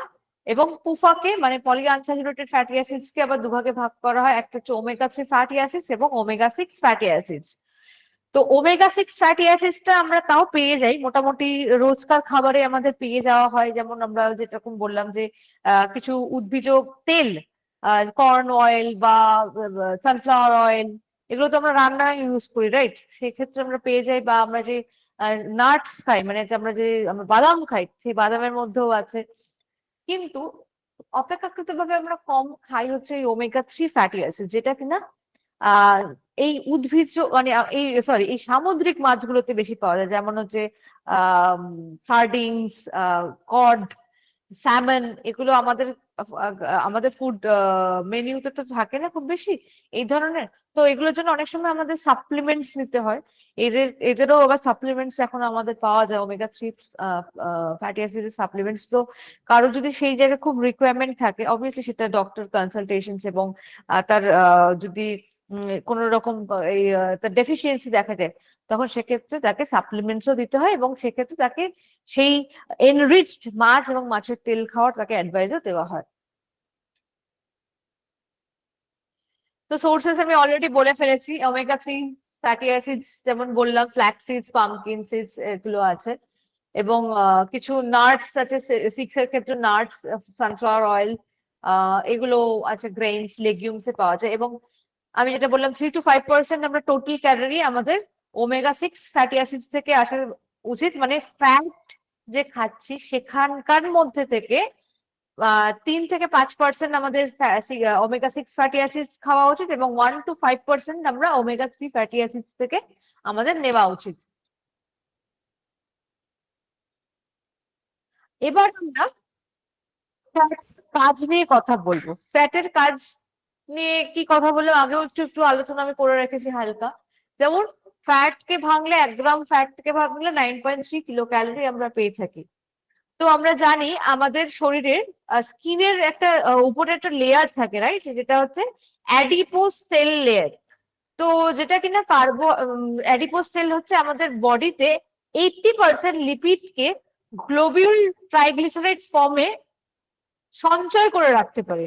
মানে হচ্ছে ফ্যাট গ্লোবিউল ট্রাইগ্লিসারাইড গ্লোবিউল হিসেবে আমাদের বডিতে 80% গ্লোবিউল হিসেবে, ট্রাইগ্লিসারাইড গ্লোবিউল হিসেবে আমাদের বডিতে 80% সময় কিন্তু সঞ্চয় করে রাখতে পারে ফ্যাট। এই সঞ্চয় করে রাখে কেন? যখন কি না বডিতে ডেফিসিয়েন্সি হচ্ছে, এনার্জি ডেফিসিয়েন্সি হচ্ছে, হয়তো কেউ হতে পারে যে কোনো সার্জারি হয়েছে, বা হতে পারে কেউ খেতে পারছে না, তার একটা খুব মেজর একটা সার্জারি হয়েছে যেখানে তার মানে খাবার খেয়ে কোনো রকম ভাবে খাবার চিবিয়ে খেতে পারছে না। তো অবভিয়াসলি তার এনার্জি ডেফিসিয়েন্সি হচ্ছে, এবং বহুদিন ধরে হয়তো সে অনশনে রয়েছে, তখনও তার বডিকে কিন্তু এনার্জি সাপ্লাই করতে হবে। তো কিভাবে সাপ্লাই করবো? তো তখন যে ওই 80% যে স্টোরেজ ফর্মে ছিল, ট্রাইগ্লিসারাইড গ্লোবিউল ফর্মে যে স্টোরেজ হিসেবে ছিল আমাদের স্কিনের নিচে, সেটা কিন্তু আস্তে আস্তে ক্ষয় হতে থাকে। সেটা আস্তে আস্তে যত ক্ষয় হবে, সে কিন্তু তত এনার্জিকে বাড়িয়ে দেবে, মানে এনার্জি প্রোডাকশন শুরু করবে আস্তে আস্তে। তো ফিমেলদের ক্ষেত্রে দেখা গেছে যে এটা যদি একটা আমি ফ্যাট সেল দেখি, একটা ফ্যাট রিজার্ভার ডিপ্লিটিং, এটা প্রথমে হয়তো একটা সেল রয়েছে ফ্যাট সেল। যখনই ফ্যাট এবং সেলটাকে দেখতে যখন ফ্যাট সেলটা যখন ছোট হয়ে যায়, শ্রিঙ্ক করে যায়, চুপসে যায়, তখন কিরকম দেখতে লাগে? একটা সেল মেমব্রেন থাকে, এবং সেলের মধ্যে একটা নিউক্লিয়াস থাকে এই ফ্যাট সেলের মধ্যে, ঠিক আছে? আর এখানে আমরা দেখতে পাচ্ছি যে স্কিনের আমাদের প্রান্তরে এই যে ফ্যাট সেলটা জমা হয়ে থাকে, এই যে এই সাদা সাদা পোর্শন গুলো কিন্তু হচ্ছে আমাদের ফ্যাট সেল গুলো জমে রয়েছে। তো মহিলাদের ক্ষেত্রে, মহিলাদের শরীরে দেখা গেছে 18 থেকে 24% ফ্যাট স্টোর অবস্থায় থাকে, সেটা পুরুষদের ক্ষেত্রে 15 থেকে 18% স্টোর অবস্থায় থাকে। মহিলাদের বাই স্ট্রাকচারই ফ্যাট জমা বেশি হয় রাদার দেন পুরুষ। যেটা মহিলাদের ক্ষেত্রে, নর্মাল মহিলাদের ক্ষেত্রে 18 থেকে 24% নর্মাল ফ্যাট স্টোরেজ থাকে। আর পুরুষদের ক্ষেত্রে আমরা দেখতে পাবো, যেটা কম্পেয়ার যদি করি, সেটা তুলনামূলকভাবে অনেকটাই কম, 15 থেকে 18% তাদের ফ্যাট জমা থাকে, মানে ওই অ্যাডিপোজ টিস্যুস হিসেবে, লেয়ার হিসেবে থাকে। আর এই অ্যাডিপোজ টিস্যুর কি কাজ, মানে এই যে ফ্যাটের কি কাজ যদি আমি বলি, এক তো ফ্যাট আমাদের বডিতে ইনসুলেটর হিসেবে কাজ করে। আমরা বাড়িতে যখন ওয়্যারিংস করাই, মানে হচ্ছে যখন আমরা ইলেকট্রিসিটি নিই, তখন আমরা ওয়্যারিং করাই, রাইট? মানে হচ্ছে ইনসুলেটর দিই যাতে কিনা বিজলি বেরিয়ে না যায় বা বিজলি যাতে শক না খাই আমরা, মানে কোনোভাবে আমরা যেন কারেন্ট খেয়ে মরে না যাই। তার জন্য কি হয়, একটা ইনসুলেটর দিয়ে আমরা ঢেকে রাখি, রাইট? তো আমাদের বডিতেও অ্যাডিপোজ টিস্যু যেহেতু ওয়ার্ম প্রদান করে, মানে আমাদের যে বডিকে উষ্ণতা প্রদান করে, তো যাতে কিনা এই ওয়ার্মটা শরীরের টেম্পারেচারটা যাতে আমরা নির্দিষ্টভাবে বজায় রাখতে পারি, এই উষ্ণতাটা যাতে বজায় রাখতে পারি, তো ফ্যাটও সেই ইনসুলেটর হিসেবে কাজ করে, সেই মানে সে কভারিং লেয়ার হিসেবে কাজ করে। তার জন্যই আমরা দেখবো বডি, আমাদের বাইরের টেম্পারেচার যাই হোক না কেন, আমাদের বডিতে কিন্তু একটা নির্দিষ্ট টেম্পারেচার থাকে। আমাদের কিন্তু বিভিন্ন সরীসৃপের মতো কিন্তু বডি টেম্পারেচার বাইরের টেম্পারেচারের সাথে মিলিয়ে বাড়িয়ে বা কমিয়ে যায় না, কিন্তু একটা তার ফিক্সড একটা টেম্পারেচার থাকে। সে বাইরে যদি -10 হয়ে যায়, -20 হয়ে যায়, -30ও হয়ে যায়, বিভিন্ন শীত প্রধান দেশের কথা বলছি, তাতেও কিন্তু আমাদের বডির ইন্টারনাল টেম্পারেচার কখনোই সেই -1 -2 গিয়ে দাঁড়াবে না, -10 গিয়ে দাঁড়াবে না। আমাদের বডিতে কিন্তু নর্মাল 99.8 ডিগ্রি ফারেনহাইট, এটা হচ্ছে আমাদের নর্মাল টেম্পারেচার, সেটাই কিন্তু থাকে। তাই সেজন্য কারণ এই হচ্ছে আমাদের বডিকে একটা স্টেবিলাইজ করে রাখা, আমাদের বডিতে মানে বাইরের এনভায়রনমেন্টের উষ্ণতা বাড়বে বা কমবে সেই নিয়ে নিজেদের বডির টেম্পারেচারকে বাড়ানো কমানো যায় না। কারণ একটা বিশেষ কারণ আছে, কারণ আমাদের বডির মধ্যে বিভিন্ন অর্গানস গুলো কাজ করছে, বিভিন্ন তাদের যে হার্ট পাম্পিং করা হচ্ছে, তাদের হার্ট পাম্পিং করতে হচ্ছে প্রতিনিয়ত, শ্বাস প্রশ্বাস নেওয়া মানে করানো হচ্ছে, আমরা যে খাবার খাচ্ছি সেগুলোকে পাচন করা হচ্ছে, রেশন পদার্থ তৈরি করা হচ্ছে, ব্লাড পিউরিফিকেশন হচ্ছে। তো এই যে ইন্টারনাল যে অ্যাক্টিভিটিস গুলো হয়ে যাচ্ছে, তাদেরও জন্য একটা ফিক্সড টেম্পারেচার দরকার। তারাও প্রতিনিয়ত টেম্পারেচার চেঞ্জ মানে আপ অ্যান্ড ডাউন হলে তাদেরও বিভিন্ন কাজে বিঘ্নতা আসবে, তাদেরও প্রপারলি কাজ হবে না। তো সেই ক্ষেত্রে এই টেম্পারেচারটা যাতে রেগুলেশনটা যাতে মডারেট হয়, যাতে একটা স্টেবিলাইজ ফর্মে থাকে, সমস্ত টেম্পারেচারে যাতে এই কাজগুলো কোনো রকম বাধা বিঘ্ন ছাড়াই যাতে কাজ হয়ে যেতে পারে, সেই জন্য বডিকেও একটা নর্মাল একটা স্ট্যাগন্যান্ট টেম্পারেচার বা একটা স্টেবিলাইজ টেম্পারেচারে রেখে সমস্ত কাজকর্ম গুলো করতে হয়। আর সেই ফ্যাট কিন্তু আমাদের এই বডিতে ইনসুলেটর হিসেবে কাজ করছে, মানে হচ্ছে আমাদের উষ্ণতার একটা প্রধান কাজ করছে। অ্যান্ড কিছু হরমোন তৈরি করে আমাদের বডিতে, যেমন ইকোসায়ানয়েডস বলে একটা হরমোন আছে, যেটা আমাদের ব্লাড প্রেশার, ফিমেলদের ক্ষেত্রে রিপ্রোডাক্টিভ সাইকেল, ব্লাড ক্লটিং, এই ধরনের কিছু ফ্যাক্টরস কে ইয়ে করতে, রেগুলেট করতে দরকার পড়ে হচ্ছে আমাদের ফ্যাটের। নেক্সট, আচ্ছা, ইনসুলেশনের কাজ আমি আগেও বললাম যে কেন আমাদের ফ্যাটের দরকার আছে বডিতে। একটা বিভিন্ন অঙ্গকে বাঁচিয়ে রাখার জন্য আমাদের হার্ট, লিভার, কিডনি, এই সমস্ত অঙ্গকেও বাঁচিয়ে রাখার জন্য কি হয়, আমাদের প্রত্যেকটা অঙ্গের উপরে কিছু হালকা ফ্যাটসের লেয়ার থাকে। এই ফ্যাটসের লেয়ার গুলো কিন্তু বাইরের বিভিন্ন আঘাত থেকে বাঁচানোর জন্য রাখা হয়। তবে যখনই এই ফ্যাটের লেয়ার এগুলোকে আমরা ভিসেরাল ফ্যাটস বলি, ঠিক আছে? এই ভিসেরাল ফ্যাটের পরিমাণ যখনই বেড়ে যায়, তখন কিন্তু আবার বডিতে বিভিন্ন রকম কোলেস্ট্রলের সমস্যা, কোলেস্ট্রল বেড়ে যাচ্ছে, বিভিন্ন রকম হার্ট ডিজিজ হতে পারে, ফ্যাটি লিভার হতে পারে। তো এই ধরনের সমস্যাগুলো তখন তৈরি হয়। তার মানে ভিসেরাল ফ্যাটও কিন্তু একটা নির্দিষ্ট পরিমাণে বা থাকাটা দরকার। এই চাহিদার চেয়ে যখনই বেশি হয়ে যায়, তখনও কিন্তু সে সমস্যার কারণ তৈরি হয়।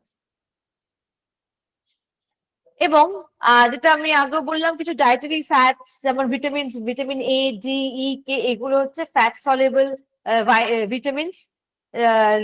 এছাড়াও কিছু কম্পাউন্ডস আছে যেমন ক্যারোটিনয়েডস, লিকোপিন, এগুলো কিন্তু শুধুমাত্র ফ্যাট এলেই, ডায়েটারি ফ্যাট ছাড়া কোনোভাবেই আমাদের বডিতে অ্যাবজর্ব হতে পারে না।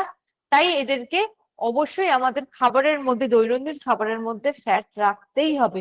কেউ যদি ভাবে রোগা হওয়ার জন্য বা ফ্যাটি লিভার কমানোর জন্য আমরা কোনো রকম ফ্যাট খাবো না, তাহলেই আমরা রোগা হয়ে যাব, খুব ভুল ধারণা। আমরা হয়তো খুব তাড়াতাড়ি রোগা হবো, হয়তো ঠিক কথাই, হয়তো এরকমও দেখলাম 1 মাসে হয়তো 7-8 কেজি কমিয়ে ফেলেছে, কিন্তু সেটা কিন্তু লং রানে সাস্টেনেবল নয়। লং রানে যখনই দেখা যাচ্ছে সে যদি দীর্ঘদিন ধরে এই ভালো ফ্যাটস জাতীয় খাবার যদি না খায় বা ফ্যাট বা অয়েল একদমই খাচ্ছে না, সেক্ষেত্রে কিন্তু তার দেখা গেছে বডিতে এই ধরনের ভিটামিনস এর অভাব দেখা দিচ্ছে, কারণ বডিতে ফ্যাট নেই কোনোভাবে, এই ভিটামিনস এবং এই সাবস্টেন্স গুলো বডি অ্যাবজর্বই করতে পারছে না। তাই তার বহুদিনে তার দেখা যাচ্ছে এই ধরনের ভিটামিনস গুলো ডেফিসিয়েন্সি দেখা দিচ্ছে ক্রমে ক্রমে, এবং তার বিভিন্ন অভাবজনিত রোগও তার শরীরে বাসা বাঁধছে। Hello ma'am. এছাড়া ফ্যাট, হ্যাঁ বলুন। আচ্ছা, ফ্যাট যদি না খায় তাহলে বিভিন্ন ধরনের সমস্যা আমাদের শরীরে হয়। তার পাশাপাশি আপনি বললেন যে কিডনির সমস্যা, কোলেস্টেরল, বিভিন্ন ধরনের সমস্যা দেখালেন। এক্ষেত্রে কি আপনার আলসার পেশেন্ট বা কিডনি পেশেন্ট, এই পেশেন্ট গুলো কি আপনার এই খেতে পারবে, ফ্যাট বা চর্বি এগুলো? মডারেট অ্যামাউন্ট, মানে যেটা নর্মাল এমনিতেই ফ্যাট জাতীয় কম খেতে হবে। আলসারের ক্ষেত্রে ফ্যাট যত আপনি অ্যানিমেল ফ্যাট যত কম খাওয়াবেন তত ভালো। মানে যেটা হয়তো নর্মাল অয়েল বা ঘি বা মানে শস্য ইয়েতে পাবো, মানে বীজ, বিভিন্ন বীজ সিডসে পাবো, নাটসে পাবো, সেগুলো অল্প বিস্তর রাখা যাবে। বাট অ্যানিমেল ফ্যাট যত কম খাবে তত মঙ্গল। এবং অয়েলও মার্জিত। অয়েল মানে এরকম নয় যে প্রচুর রান্নায় তেল দিয়ে চপচপ করে, না একদমই নয়। সেক্ষেত্রেও আপনাকে মোটামুটি সারাদিনে 5 থেকে 10 ml তেলে আপনাকে রান্না করতে হবে। যতটা সম্ভব কম তেলে আপনার রান্না করা যায় সেগুলো করতে হবে। সেভাবে আপনাকে ফ্যাটটাকেও কন্ট্রোলে করতে হবে। এরকম কখনোই নয় যে আপনি প্রচুর ফ্যাট খেতে পারবেন না, মডারেট অ্যামাউন্ট অফ ফ্যাটস এবং ভালো ফ্যাটস খেতে হবে সেক্ষেত্রে। যেমন বললাম যে অ্যাভোকাডোস হতে পারে, বা avocado is not Indian food কালচারের মধ্যে পড়ে, বাট সেক্ষেত্রে আমরা বিভিন্ন সিডস খেতে পারি, নাটস খেতে পারি, আমরা আমন্ডস খেতে পারি, চিনে বাদাম খেতে পারি, আখরোট খেতে পারি, এবং যেটা বললাম যে মাছ খেতে পারি। মাছের মধ্যেও খুব ভালো মানে আমরা ওমেগা 6 এবং ওমেগা 3 ফ্যাটি অ্যাসিডস পাই। মাছের তেল খাওয়া যেতে পারে যেখানে আনস্যাচুরেটেড ফ্যাটি অ্যাসিডস পাবো। যে কেউ যদি নন ভেজ খাইতো তো সে পাবে, ডিমেও পাওয়া যাবে সেক্ষেত্রে। ঠিক আছে, আমি একটু এই কোয়েরিজ গুলো একটু পরে আসবো, আমি আগে একটু চ্যাপ্টার্স গুলো শেষ করে নিই। ঠিক আছে, কিছু এমার্জেন্সি কোয়েরি হলো যে শুনতে পাচ্ছি না, বুঝতে পারছি না, সেগুলো জিজ্ঞাসা করুন, বলে দিচ্ছি। আচ্ছা, তো এই ফ্যাটস এর মধ্যে কিছু অ্যান্টি অক্সিডেন্টস থাকে। এই ফ্যাটস আমাদের যে বিভিন্ন ফ্রি র্যাডিক্যাল ড্যামেজ হতে আমাদের প্রিভেনশন করে, এবং আমাদের তেলকে র্যান্সিডিটি মানে খারাপ হওয়া থেকেও বাঁচায়। যেমন পাম অয়েলের মধ্যে টোকোফেরল, বিটা ক্যারোটিনস থাকে, রাইস ব্র্যান অয়েলের মধ্যে অরাইজিনল থাকে, যেগুলো র্যান্সিডিটি হতে মানে খারাপ হতে তেলের মধ্যে কারণ তেলকে যদি আমরা দীর্ঘদিন একটা খালি রুম টেম্পারেচারে রেখে দিই, সেটা বেশ কিছুদিন পরে আমরা দেখবো সেটা খারাপ হয়ে গেছে, রাইট? মানে সেটা হয়তো একটা ব্যাড স্মেল আসছে বা গন্ধ আছে বা তার টেস্ট চেঞ্জ হয়ে গেছে। তো এই র্যান্সিডিটি, একে আমরা র্যান্সিডিটি বলি, মানে খারাপ হয়ে যাওয়াকে। তো এই র্যান্সিডিটি থেকে বাঁচানোর জন্য কিছু কম্পোনেন্টস থাকে যারা কিন্তু র্যান্সিডিটিকে আরো ডিলে করে দেয়। তো তার মধ্যে কি আছে, তাদেরকে আমরা অ্যান্টি অক্সিডেন্টসও বলবো, তাদের মধ্যে অ্যান্টি অক্সিডেন্ট প্রপার্টিও আছে। তো পাম অয়েলের মধ্যে টোকোফেরল, বিটা ক্যারোটিন, রাইস ব্র্যানের মধ্যে ওরাইজিনল, যারা কিনা এই র্যান্সিডিটি প্রোটেক্ট করতে সাহায্য করে। এবং এই যে অ্যান্টি অক্সিডেন্টস এর কথা বললাম, যেটা আমাদের আমরা বিভিন্ন ফ্যাটস এর মধ্যে পেয়ে থাকি, তারা কিন্তু আমাদের ওভারঅল এইচডিএল এর পরিমাণ বাড়িয়ে দেয়, মানে এই হাই ডেন্সিটি লাইপোপ্রোটিনস এর পরিমাণ বাড়িয়ে দিচ্ছে। প্লাজমা কোলেস্ট্রল, বডিতে যে কোলেস্ট্রল, রক্তে যে কোলেস্ট্রলের মাত্রা সেটা কমিয়ে দেয়। আমাদের নার্ভ ইমব্যালেন্স কে ঠিক করে। আমাদের মেনোপজাল ডিসঅর্ডার, মানে আমাদের যে মহিলাদের 50-এর পরে যে মোটামুটি 45-50-এর পরে যে মেনোপজ সৃষ্টি হয়, তার সেটাকেও ঠিক রাখতে খানিকটা সাহায্য করে।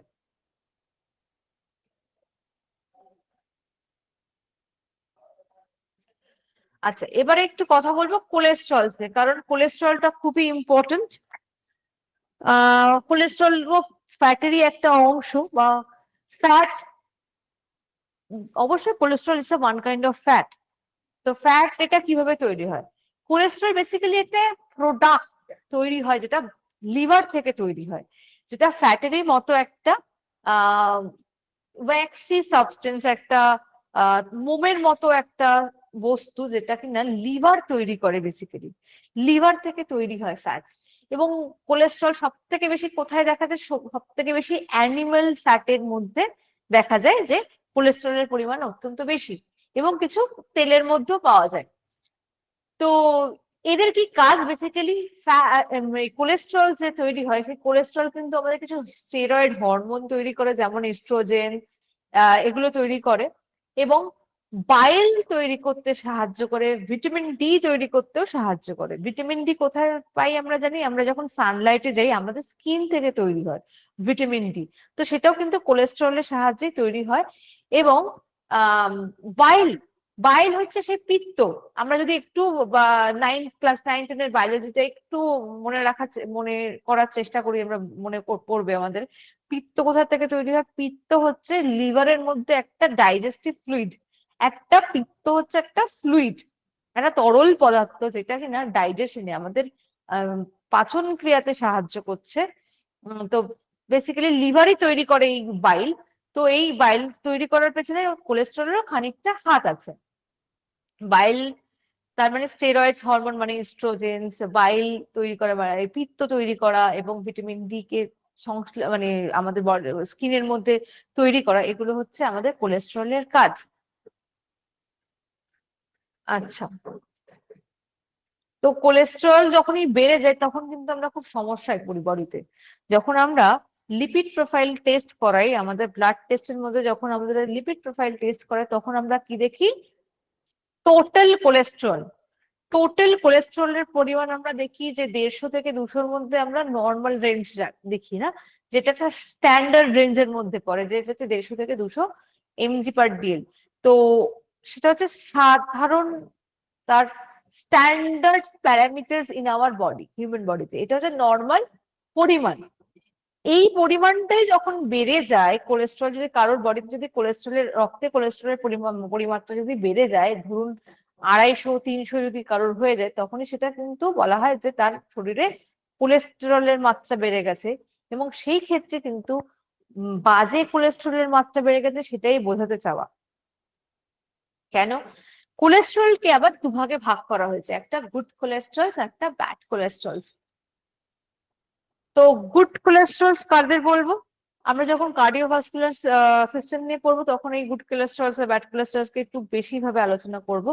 কিন্তু এখন আমরা একটু ছোট করে বলে রাখি, গুড কোলেস্ট্রল হচ্ছে আমাদের সেই কোলেস্ট্রল যারা কিনা আমাদের এইচডিএল এর মাত্রা বাড়িয়ে দেয় রক্তে, মানে হচ্ছে হাই ডেনসিটি লাইপোপ্রোটিনের মাত্রা বাড়িয়ে দিচ্ছে, যেটা কিনা আমাদের শরীরের জন্য ভালো, আমাদের হার্ট হেলথের জন্য ভালো, আমাদের টোটাল কোলেস্ট্রলের পরিমাত্রা কমায়, আমাদের রক্তচাপকে নর্মাল রাখতে সাহায্য করে। যখনই গুড কোলেস্ট্রল আমার বডিতে বেড়ে যাবে, তখনই আমরা জেনে রাখবো আমাদের এইচডিএল এর পরিমাত্রা বেড়ে যাবে রক্তে। এইচডিএল মানে হাই ডেনসিটি লাইপোপ্রোটিন বেড়ে যাবে। আবার যখন আমাদের শরীরে বাজে কোলেস্ট্রলের মাত্রা বেড়ে যাবে, তখন এই এইচডিএল এর মাত্রা কমে যাবে এবং এলডিএল, ভিএলডিএল এর মাত্রা রক্তে বেড়ে যাবে। এলডিএল মানে হচ্ছে লো ডেনসিটি লাইপোপ্রোটিনস, আর ভিএলডিএল হচ্ছে ভেরি লো ডেনসিটি লাইপোপ্রোটিনস। এদের মাত্রা বেড়ে যাবে যখন না আমাদের বডিতে ব্যাড কোলেস্ট্রলের মাত্রা বেড়ে যাবে। ব্যাড কোলেস্ট্রল বেশিরভাগ ক্ষেত্রে আমরা কোথা থেকে পাই? আমরা যেটা বললাম, অ্যানিমাল প্রোডাক্টস থেকে পাই, মানে হচ্ছে বিভিন্ন মাংস, ফ্রাইড ফুডস, এগুলো থেকে আমরা পাই। তো ব্যাড কোলেস্ট্রল বেড়ে যাওয়া কি প্রবলেম ক্রিয়েট করতে পারে আমাদের বডিতে? ব্যাড কোলেস্ট্রল বেড়ে যাওয়া মানে হচ্ছে আমাদের হার্ট হেলথ আমাদের খারাপ হয়ে যাচ্ছে, আমাদের রক্তচাপ নিয়ন্ত্রণ থাকছে না, আমাদের ব্লাড প্রেশারও বেড়ে যাচ্ছে, আমাদের বডিতে, হোল বডিতে ফ্যাট পার্সেন্টেজ বেড়ে যাওয়া, আমাদের লিভারের ফ্যাট পার্সেন্টেজও বেড়ে যেতে পারে, আমাদের ওবেসিটি হয়ে যেতে পারে, আমাদের টোটাল বডি ফ্যাট বেড়ে যেতে পারে, আমাদের ভিসারাল ফ্যাট বেড়ে যেতে পারে। ঠিক আছে? তো ওভারঅল ফ্যাটের মাত্রা বাড়িয়ে দেওয়া, সেটা কিন্তু আমাদের ব্যাড কোলেস্ট্রলের মাত্রাকেও বেড়ে গেছে বডিতে, সেটা ডিনোট করে নিতে পারে। আর আরেকটা হয় যে যখনই কোলেস্ট্রল প্রচুর বেড়ে যায়, তখন কি হয়? আমাদের রক্তের যে ধমনী থাকে, সেই আর্টারির মধ্যে অনেক সময় অল্প ছোট ছোট জায়গায় জমা হয়ে গিয়ে কি হয়? স্তূপাকার একটা তৈরি করে তাকে অ্যাথেরোস্ক্লেরোসিস তৈরি করে, একটা রোগের সৃষ্টি করে অ্যাথেরোস্ক্লেরোসিস, যেখানে রক্তচাপ বেড়ে যাওয়া মানে হচ্ছে রক্ত যে নর্মাল আর্টারিতে যে ফোর্সে আগে প্রবাহিত হতো, এই রক্তের প্রবাহ রাস্তার মধ্যে, এই আর্টারির মধ্যে যখনই এই কোলেস্ট্রল গুলো আস্তে আস্তে জমতে জমতে কি করছে,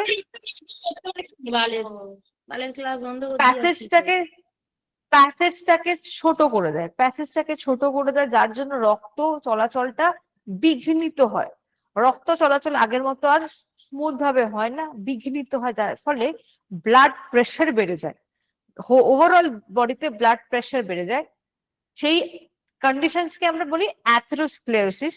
সেটাও কিন্তু যখন এই ব্যাড কোলেস্ট্রলের মাত্রা আমাদের বডিতে বেড়ে যায়, তখন কিন্তু এই অ্যাথেরোস্ক্লেরোসিস, রক্তচাপ বেড়ে যাওয়া, এগুলো দেখা দেয়। যেমন দেখালাম যে এইচডিএল যদি ভালো হয়, মানে এইচডিএল হচ্ছে গুড কোলেস্ট্রল, এইচডিএল মানে হচ্ছে হাই ডেন্সিটি লাইপোপ্রোটিনস যখন বেড়ে যাচ্ছে, তখন দেখতে পাচ্ছি এখানে নর্মাল আর্টারিতে রক্ত প্রবাহ হচ্ছে।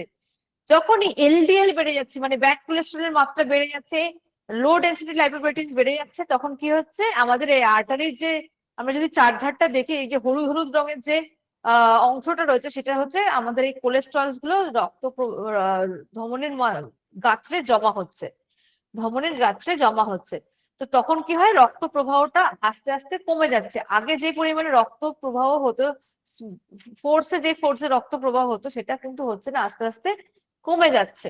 তো তাকে আমরা অবশ্যই বলবো খারাপ, কারণ আমার পুরো ওভারঅল রক্ত বাহকে প্রেসার দিচ্ছে, আমাদের হার্টকে দুর্বল করে দিচ্ছে। তো এই ধরনের সমস্যাগুলো দেখা যায়। আচ্ছা, এখানে আমরা দেখিয়ে দিই কোনটা গুড ফ্যাটস আর কোনটা ব্যাড ফ্যাটস। ঠিক আছে, এটা একটু ভালো করে দেখানো উচিত। তো গুড ফ্যাটস এর মধ্যে কি কি পড়ে, যেমন আনস্যাচুরেটেড ফ্যাটি অ্যাসিডস কোথায় কোথায় পাওয়া যায়, অলিভ অয়েলে পাওয়া যায়, peanut oil, sesame oil, sunflower oil, soybean oil, flaxseed oil, peanut butter, walnuts, nut, বিভিন্ন সিডস যেমন চিয়া সিডস বললাম, এগুলোতে আছে।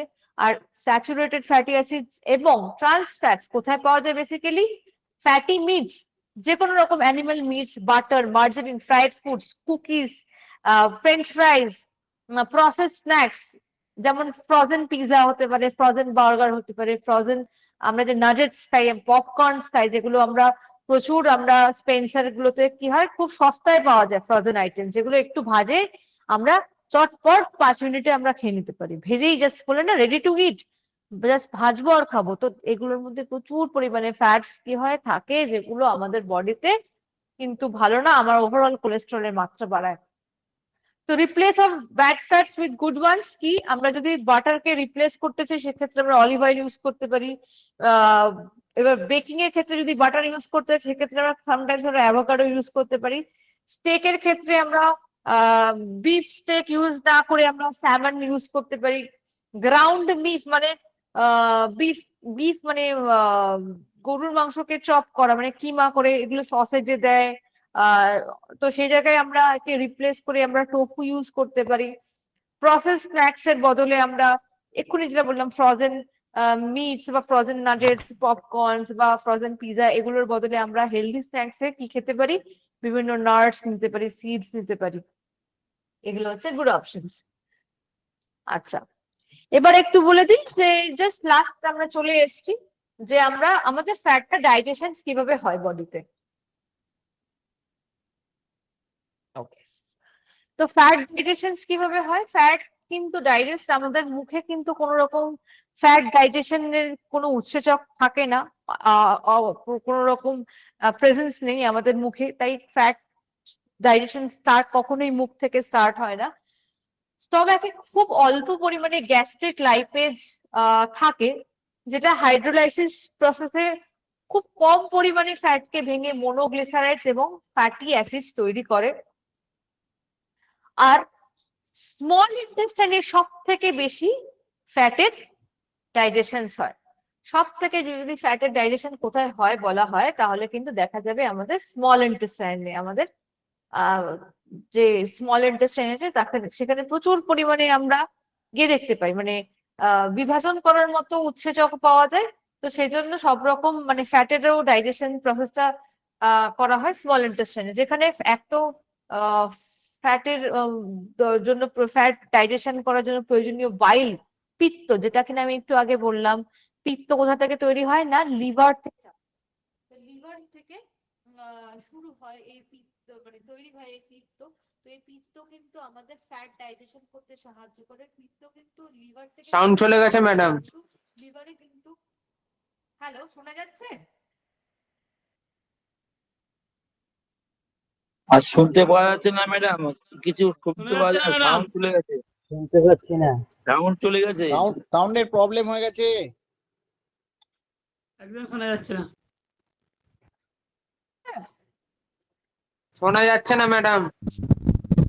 এখনো শোনা শুনতে যাচ্ছে না। পাচ্ছেন কি? এবার পাওয়া যাচ্ছে, কিছুটা হালকা sound পাওয়া আছে। যাচ্ছে। হ্যাঁ ঠিক আছে, ঠিক আছে।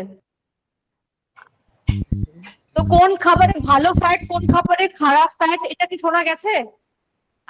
আগের স্লাইডটা শোনা গেছিল সবার? হ্যাঁ, আরেকটা শোনা গেছে। ওকে, ঠিক আছে। তো এই আমি লাস্ট স্লাইডে আছে যেখানে বলছি যে ফ্যাট কিভাবে আমাদের ডাইজেশন হয়। আমাদের মুখের মধ্যে কোনো রকম ফ্যাট ডাইজেস্টিং উৎসেচক নেই, তাই আমাদের ফ্যাট ডাইজেশন মুখ থেকে স্টার্ট হয় না। আমাদের স্টমাক মানে হচ্ছে আমাদের পাকস্থলীতে খুব অল্প পরিমাণে গ্যাস্ট্রিক লাইপেজ বলে একটা উৎসেচক আছে, যে দ্বারা কিনা এই খুব হাইড্রোলাইসিস প্রসেসে জল ভেঙে দিয়ে ফ্যাটের মধ্যে থেকে খুব কম পরিমাণ ফ্যাটকে ভেঙে দিয়ে মোনোগ্লিসারাইডস এবং ফ্যাটি অ্যাসিড তৈরি করে। সব থেকে বেশি ফ্যাটের বিভাজন হয় এবং অ্যাবজর্পশন হয় আমাদের স্মল ইন্টেস্টাইনে, কারণ স্মল ইন্টেস্টাইনের মধ্যে প্রচুর variety kind of fat burning enzymes পাওয়া যায়। ফ্যাট বার্ন ফ্যাট কে ডিভাইড করার মতো, ভাঙার জন্য ফ্যাট ব্রেকেবল যে এনজাইম গুলো দরকার, সেগুলো সব থেকে বেশি অ্যাভেলেবিলিটি আছে হচ্ছে আমাদের স্মল ইন্টেস্টাইনের মধ্যে। যেমন স্মল ইন্টেস্টাইনের মধ্যে আর একটাও খুব ভালো জিনিস আসে, সেটা হচ্ছে আমাদের বাইল, পিত্ত। একটু আগে বললাম যে একটা পিত্ত বা বাইল হচ্ছে একটা ডাইজেস্টিভ ফ্লুইড, যারা কিনা আমাদের ফ্যাট ডাইজেশনে আমাদের সাহায্য করছে, যেখানে ফ্যাটকে খুব ছোট ছোট টুকরো টুকরো ভাবে ভেঙে দেয় এবং কাইলোমাইক্রন তৈরি করে।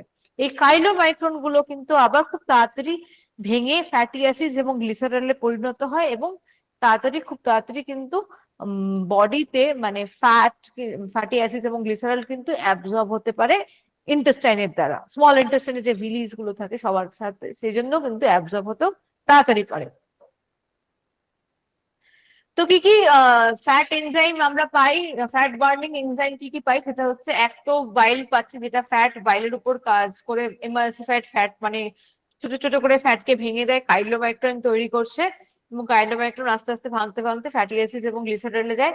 এছাড়াও প্যানক্রিয়াটিক লাইপেজ পাওয়া যায়, যেটা প্যানক্রিয়াস থেকে আসছে, মানে আমাদের অগ্নাশয় থেকে একটা লাইপেজ কে ভাঙার উৎসেচক পাওয়া যায়, তৈরি হয়, যেটা কিনা স্মল ইন্টেস্টাইনে চলে আসে।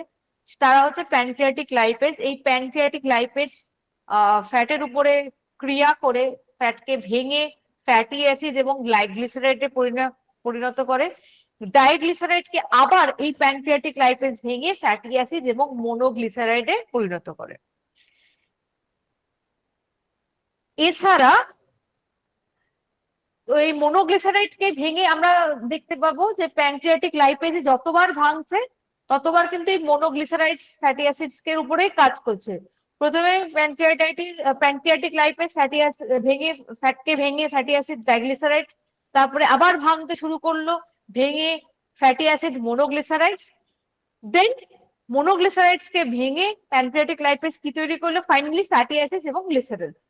সেরকমই ফ্যাটকে আর একটা ইন্ডাস্ট্রিয়াল লাইপেজ বলে এনজাইম আছে যে ফ্যাটকে ভাঙে, সেও ফ্যাটকে ভেঙে গিয়ে মোনোগ্লিসারাইডস এবং ফ্যাটি অ্যাসিডস পরিণত করলো। এরপরে এই যে ফ্যাটি অ্যাসিডস এবং মোনোগ্লিসারাইড যে তৈরি হলো শেষ পর্যন্ত, তারা কিন্তু ইন্টেস্টাইনের যে ভিলিজ থাকে সেই ভিলিজের দ্বারা কিন্তু তাড়াতাড়ি রক্তের মাধ্যমে শোষিত হয় এবং সেই রক্ত কিন্তু প্রত্যেকটা সেল, প্রত্যেকটা অর্গানসে, প্রত্যেকটা পুরো বডিতে ছড়িয়ে দিতে সাহায্য করে। তো বাইল সম্পর্কে একটু বলে দিই। বাইল যেটা বললাম, এখানে আমি লিভারের ছবি দেওয়া আছে এবং এটা হচ্ছে আমাদের গল ব্লাডার। তো লিভার হচ্ছে বাইল বা পিত্ত তৈরি করছে, গল ব্লাডারে হচ্ছে সেই পিত্ত এসে স্টোর হয়, মানে সঞ্চয় হয় এবং এই পিত্ত এবং লিভারের মাঝখানে দেখতে পাচ্ছি আমার অনেকগুলো নালী রয়েছে, ডাক্ট রয়েছে, ঠিক আছে? সেগুলো হচ্ছে বিলিয়নারি ডাক্ট বলে এদেরকে, কারণ এই যে বাইল বা পিত্ত লিভারে তৈরি হয় তারা এই নালীর মাধ্যমে এসে কিন্তু গলব্লাডারে গিয়ে স্টোর হয়। তো এই বাইল আমাদের কিসে সাহায্য করে? এক তো ডাইজেশন, অ্যাবসর্পশন অফ ফ্যাটস, কারণ ফ্যাটকে খুব ছোট ছোট টুকরে ভেঙে দেয় এবং এই ছোট ছোট টুকরোকে আমরা কাইলোমাইক্রন বলি। এই কাইলোমাইক্রন গুলো আবার বাইরের মাধ্যমে আস্তে আস্তে ভাঙতে ভাঙতে ফ্যাটি অ্যাসিড এবং গ্লিসারলে পরিণত হয়। তো বাইরের মধ্যে কি কি থাকে? বেসিক্যালি বাইরের মধ্যে সল্ট থাকে, কিছু বাইল সল্ট থাকে, ফসফোলিপিডস থাকে, কোলেস্ট্রল থাকে খুব কম পরিমাণে, কিছু বাইল পিগমেন্টস তো থাকে, বিলিরুবিন, বিলিভার্ডিন বলে পিত্তরঞ্জক থাকে, সেগুলোও থাকে বাইলের মধ্যে, যার জন্য বিলিরুবিন, বিলিভার্ডিন কিন্তু আমাদের পটির মধ্যেও পাওয়া যায়, ঠিক আছে? সেই জন্য পটির কালার অ্যাকচুয়ালি ইয়েলোইশ, বিলিরুবিন পাওয়া যায় বলে ওর মধ্যে। তো এইটা হচ্ছে পুরো প্রসেস যেখানে আমাদের ফ্যাটটা কিন্তু ডাইজেস্ট হচ্ছে। তো আমরা যাই খাবার খাই না কেন, প্রথমে কিন্তু ফ্যাটের কোন রকম ডাইজেশন আমাদের মুখ থেকে স্টার্ট হয় না। আমরা চিবিয়ে খাবারটা খেয়ে নিলাম, আমরা যাই খাবার খাই না কেন আমরা চিবিয়ে খাবারটা খেয়ে নিলাম, সেই খাবারটা খেয়ে যখন সেটা শ্বাসনালীর মানে সেটা যখন খাদ্যনালীর মাধ্যমে যখন সেটা গিয়ে আমাদের স্টমাকে গিয়ে পৌঁছেছে, আমাদের পাকস্থলীতে গিয়ে পৌঁছেছে, তখন গিয়ে খুব অল্প পরিমাণে সেই ফ্যাট জাতীয় খাবারটাকে ভাঙার জন্য কি রয়েছে না, আমাদের স্টমাকে গ্যাস্ট্রিক লাইপেজ রয়েছে। গ্যাস্ট্রিক লাইপেজ, লাইপেজ, লাইপেজ এই ওয়ার্ডটার মানেই হচ্ছে সেটা একটা উৎসেচক। এই লাইপেজ গ্যাস্ট্রিক মানে সেটা স্টমাক থেকে তৈরি হয় বলে তাকে আমরা গ্যাস্ট্রিক লাইপেজ বলছি। এই গ্যাস্ট্রিক লাইপেজ ফ্যাট জাতীয় খাবারের উপরে কে ভেঙে কি করছে, বা হাইড্রোলাইসিস মানে হচ্ছে জল, তার উপরে জলও ভাঙছে, জল থেকে ভেঙে তারা খুব কম পরিমাণে মোনো ট্রাইগ্লিসারাইডস এবং ফ্যাটি অ্যাসিডস তৈরি করছে। আবার সেই পুরোটা তো তার ডাইজেশন হলো না, খানিকটাই তো হলো, এবং বেশিরভাগটাই পুরো খাবারটাই বাকি খাবারটা চলে এলো কোথায় না, আমাদের স্মল ইন্টেস্টাইনে, যেখানে কিনা আমরা কি কাকে কাকে পাচ্ছি, লিভার থেকে যে বাইল তৈরি হয় সেই বাইলও আসছে খাবারটাকে, আমাদের ফ্যাট জাতীয় খাবারকে ভাঙার জন্য, ছোট ছোট টুকরে ভাঙার জন্য, সেটা কাইলোমাইক্রনস এবং আস্তে আস্তে ফ্যাটি অ্যাসিড এবং গ্লিসারল তৈরি করছে। আবার প্যানক্রিয়াসে তৈরি হয়ে বসে রয়েছিল কি, প্যানক্রিয়াটিক লাইপেজ, অগ্নাশয় থেকে এসেছিল এই প্যানক্রিয়াটিক লাইপেজ নামক উৎসেচকটা, যেটা স্মল ইন্টেস্টাইনে চলে এসেছিল, স্মল ইন্টেস্টাইনে আছে। সে কিন্তু আবার ভেঙে কি করছে, ফ্যাটি অ্যাসিডস এবং প্রথমে ডাইগ্লিসারাইডস তৈরি করছে, তারপরে আবার এই প্যানক্রিয়াটিক লাইপেজ তার উপরে আবার কাজ করছে, আবার ভাঙাভাঙি করছে, তখন সেটা আবার ফ্যাটি অ্যাসিডস এবং মনোগ্লিসারাইডস তৈরি হলো। এরপরে আলটিমেটলি মনোগ্লিসারাইডসটাকে প্যানক্রিয়াটিক লাইপেজ ভেঙে ফ্যাটি অ্যাসিডস এবং গ্লিসারলে পরিণত করলো। আলটিমেট গোল কি, ফ্যাটি অ্যাসিডস এবং গ্লিসারলস, রাইট? এবং আরেকটা যেটা কাজ করে সেটা হচ্ছে আমরা জানি, যেটা আমাদের আমাদের স্মল ইন্টেস্টাইনে রয়েছে ইন্টেস্টিনাল লাইপেজ যেটা রয়েছে, সেও কিন্তু ভেঙে ফ্যাটকে ভেঙে মনোগ্লিসারাইডস এবং ফ্যাটি অ্যাসিডে পরিণত করছে। এবং আলটিমেটলি এই যে ফ্যাটি অ্যাসিড গ্লিসারল যাই তৈরি হলো না কেন, তারা কিন্তু আলটিমেটলি গিয়ে রিলিজ যে আমাদের স্মল ইন্টেস্টাইনে রয়েছে তার মাধ্যমে রক্তে অ্যাবজর্ব হচ্ছে এবং সেটা আস্তে আস্তে বডিতে গিয়ে ছড়িয়ে যাচ্ছে। সো দিস ইজ ইট, আজকের মতো এটা শেষ ফ্যাট।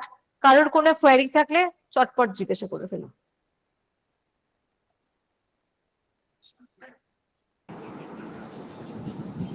হ্যালো, হ্যাঁ বলুন।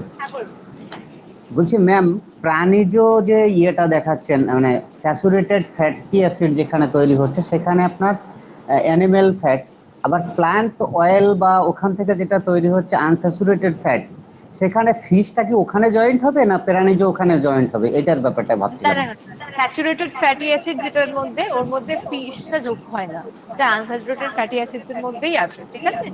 প্রাণীজ ওকে, বললো, প্রাণীজ মিটের কথা বলেছে, মাংসের কথা বলা হচ্ছে বেসিক্যালি, হুম ঠিক হুম আছে? হুম, তো সেটা ফ্যাটস, প্রাণীজ ফ্যাটস মানে যেটা মাংস থেকে পাওয়া হচ্ছে, বা চর্বি জাতীয় যেটা বলছে, যেটা মাংস থেকে পাই, সেটাকে আমরা স্যাচুরেটেড ফ্যাটি অ্যাসিডের মধ্যে রাখবো। আচ্ছা মাছ, ফিশ অয়েলটা মাছের তো তেলকে, মাছের তেল যেটা সেটাও তো চর্বির মধ্যেই পড়ছে, সেই জন্য জিজ্ঞেস করলাম।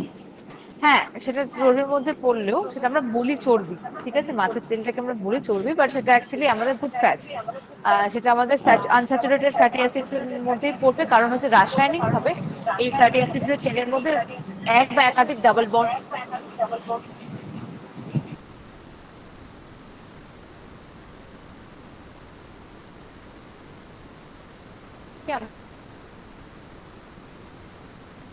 ওকে, চর্বির মধ্যে কোনো রকম ডাবল বন্ড দেখা যায় না, তাই জন্য রাসায়নিক ভাবে। ম্যাডাম ম্যাডাম কাদের এই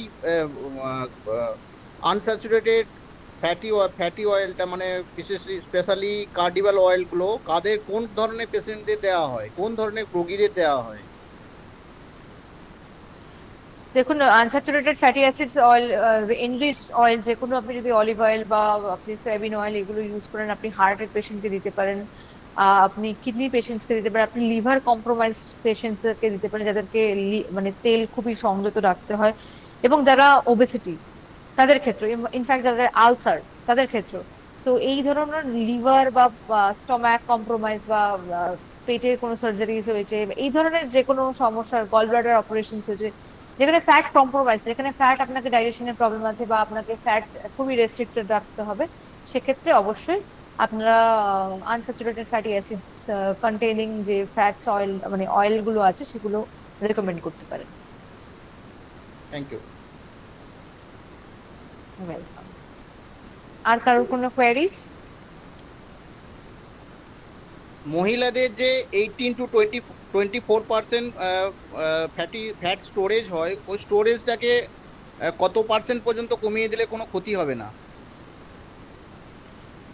দেখুন, এটা মানে- মোটামুটি যদি মানে যেটা যদি 18 to 20% মধ্যে চলে আসে মহিলাদের ক্ষেত্রে, তাহলে সেটা নর্মাল ক্যাটাগরি। মানে 18 to 14 মধ্যে আপনি যদি ঘোরাফেরা করে তাহলে সেটা সমস্যার কারণ নয়, বাট এর থেকে যখন কমে যায় সেটা হতেই পারে। ফ্যাট পার্সেন্টেজ কম আছে বডিতে, অনেক মহিলারই থাকেন যে তাদের ফ্যাট পার্সেন্টেজ খুবই কম, মানে খুবই তাকে আমরা খুবই রুগ্ন রুগ্ন বলে থাকি, বাট ব্যাপারটা হচ্ছে সে কতটা ফিট, এটা একটা ব্যাপার। আর দ্বিতীয়ত হচ্ছে তার দেখুন, ফ্যাট বডিতে পুরুষ বা মহিলাদের ক্ষেত্রে স্টোরেজ কেন করা হয়, যখন কিনা বডিতে এনার্জির ডেফিসিয়েন্সি হবে বা অ্যাবজর্ব গুলো হবে না ভিটামিন এ, ডি, ই, কে, এই ভিটামিনস গুলো তখন দরকার।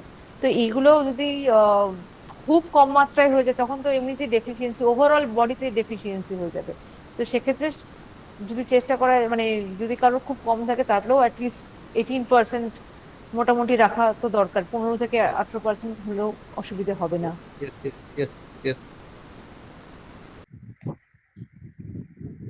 ওকে, হ্যালো আজকে আমি আর হ্যাঁ বলুন। Hello this is the last question, this is the last question. Okay, hello হ্যাঁ ম্যাডাম, আমি বলছি এই ধরো আজকে ফ্যাটটা পড়ানো হলো, এটা আমি বলছি হ্যাঁ বলুন। টোটাল সামারিটা 1 মিনিটের মধ্যে, হ্যাঁ টোটাল সামারিটা 1 মিনিটের মধ্যে লাস্টে ডিসকাশন করলে খুব ভালো লাগে আর কি। আচ্ছা, সেটা নেক্সট ক্লাস থেকে করব, আজকে আর টাইম নেই, সরি। আর কারণ বিকজ আমি আজকে প্রচুর হ্যাঁ, ভিভিডলি আর করিয়েছি, আজকে ম্যাডাম অনেকটা ভিডিওটা ইয়ে একটু করবো।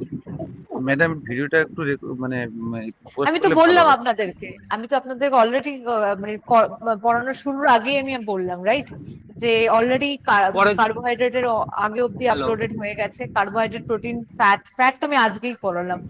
তো এগুলোর ভিডিও পেতে পেতে অ্যাটলিস্ট 1 to 2 weeks লাগবে। তো উই আর ওয়ার্কিং অন ইট। দেখুন, একটা ভিডিও ইয়ে করতে তো টাইম লাগে, তো কাজ চলছে। তো ভিডিওস গুলো যত তাড়াতাড়ি মানে 3টে বাকি আছে, তো সেগুলো তত তাড়াতাড়ি সম্ভব আমরা আপলোড করে দেবো, ঠিক আছে? ম্যাডাম আপলোডের করছি। পরের সঙ্গে দিনের সঙ্গে ক্লাস ম্যাডাম পরের আপলোডের দিনের ক্লাসের ক্লাস সঙ্গে সঙ্গে যদি রিভিশন গুলোকে একটু রিভিশন করিয়ে দেওয়া যেত, দুটো তিনটে টপিক নিয়ে একদিনে, minimum 3 days, 3 days. Next class রিভিশনের উপরেই হবে, নেক্সট ক্লাস রিভিশনই করাবো আপনাদের বিভিন্ন হ্যাঁ হ্যাঁ, সেটা আমরা রাখবো। এমসিকিউ কোয়েশ্চেন্স আমাকে একজন লিখেছেন, এমসিকিউ কোয়েশ্চেন্স করবো। হ্যাঁ, রিভিশন ক্লাসেসও রাখবো, তার মধ্যে এমসিকিউ কোয়েশ্চেন্স করবো। অ্যাটলিস্ট আমি নেক্সট 2 ক্লাসেস আমি রিভিশনের জন্য রাখছি, কারণ কিছু নতুন আমাদের এখানে স্টুডেন্টসও জয়েন করেছেন, তো তাদের জন্য এবং বাকিদের জন্য রিভাইজ হয়ে যাবে, তো তাদের জন্য আমি রাখবো। নেক্সট 2টো ক্লাস আমি রিভিশন ক্লাসেসের উপরেই রাখবো, আমি আপডেট করে দেবো সেরকম ভাবে, ঠিক আছে? পরের ক্লাসটা কি নিয়ে হবে? পরের ক্লাসে রিভিশন ক্লাসেস হবে, সেক্ষেত্রে আমি বলে দেবো কোন কোন Okay. চ্যাপ্টার্স গুলোর উপরে হবে। তো রিভিশন ক্লাসে আজকের পিডিএফ পেয়েছেন কি পাননি আপনারা? পিডিএফ লাস্ট যখন দেখেছে আপলোড হয়নি, একটু দেখবেন ওটা। আচ্ছা, আপলোড হয়, ঠিক আছে। আমরা পিডিএফটা কোনখানে পাবো? পিডিএফ পাবেন, আপনি এখনো পাবেন না, ফ্যাটের পিডিএফটা এখনো আপলোড হয়নি, আমি একটু পরেই করে আগেরগুলো পিডিএফ তো আপনি স্টুডেন্ট প্রোফাইলেই তো পাওয়া যাবে আপনার। আচ্ছা, আমি দেখে এটা হ্যাঁ, এটা একটু কাইন্ডলি দেখে নেবেন। ওকে, থ্যাংক ইউ এভরিওয়ান। নেক্সট ক্লাসে আমরা রিভিশন করিয়ে দেবো, আমি আপডেট করে দেবো। হ্যাঁ বলুন, this is the last question please. Ma'am বলছি স্কিল ডেভেলপমেন্টের ক্লাসটা কি শুরু হয়ে গেছে আমাদের 10 ব্যাচে? সরি, কিসের ক্লাস? Skill development. স্কিল ডেভেলপমেন্টের ক্লাস এখন আপাতত 2 উইকস হয়নি, আজকেও হবে না। আর স্যার আজকে নেই, স্যার একটা কোনো একটা কনফারেন্সে আছেন, তাই জন্য আজকে হয়নি, বা আগের সপ্তাহে ছিলেন না স্যার। তো আবার হয়তো প্রবাবলি নেক্সট উইক থেকে হবে, আমরা আপডেট করে দেবো, যদি হয় আমরা নিশ্চয়ই ক্লাস আপডেট করে দেবো, ঠিক আছে? ওকে, থ্যাংক ইউ সো মাচ। পরের দিনের ক্লাস আমি রিভিশন ক্লাস রাখবো এবং আমি আপডেট করে দেবো।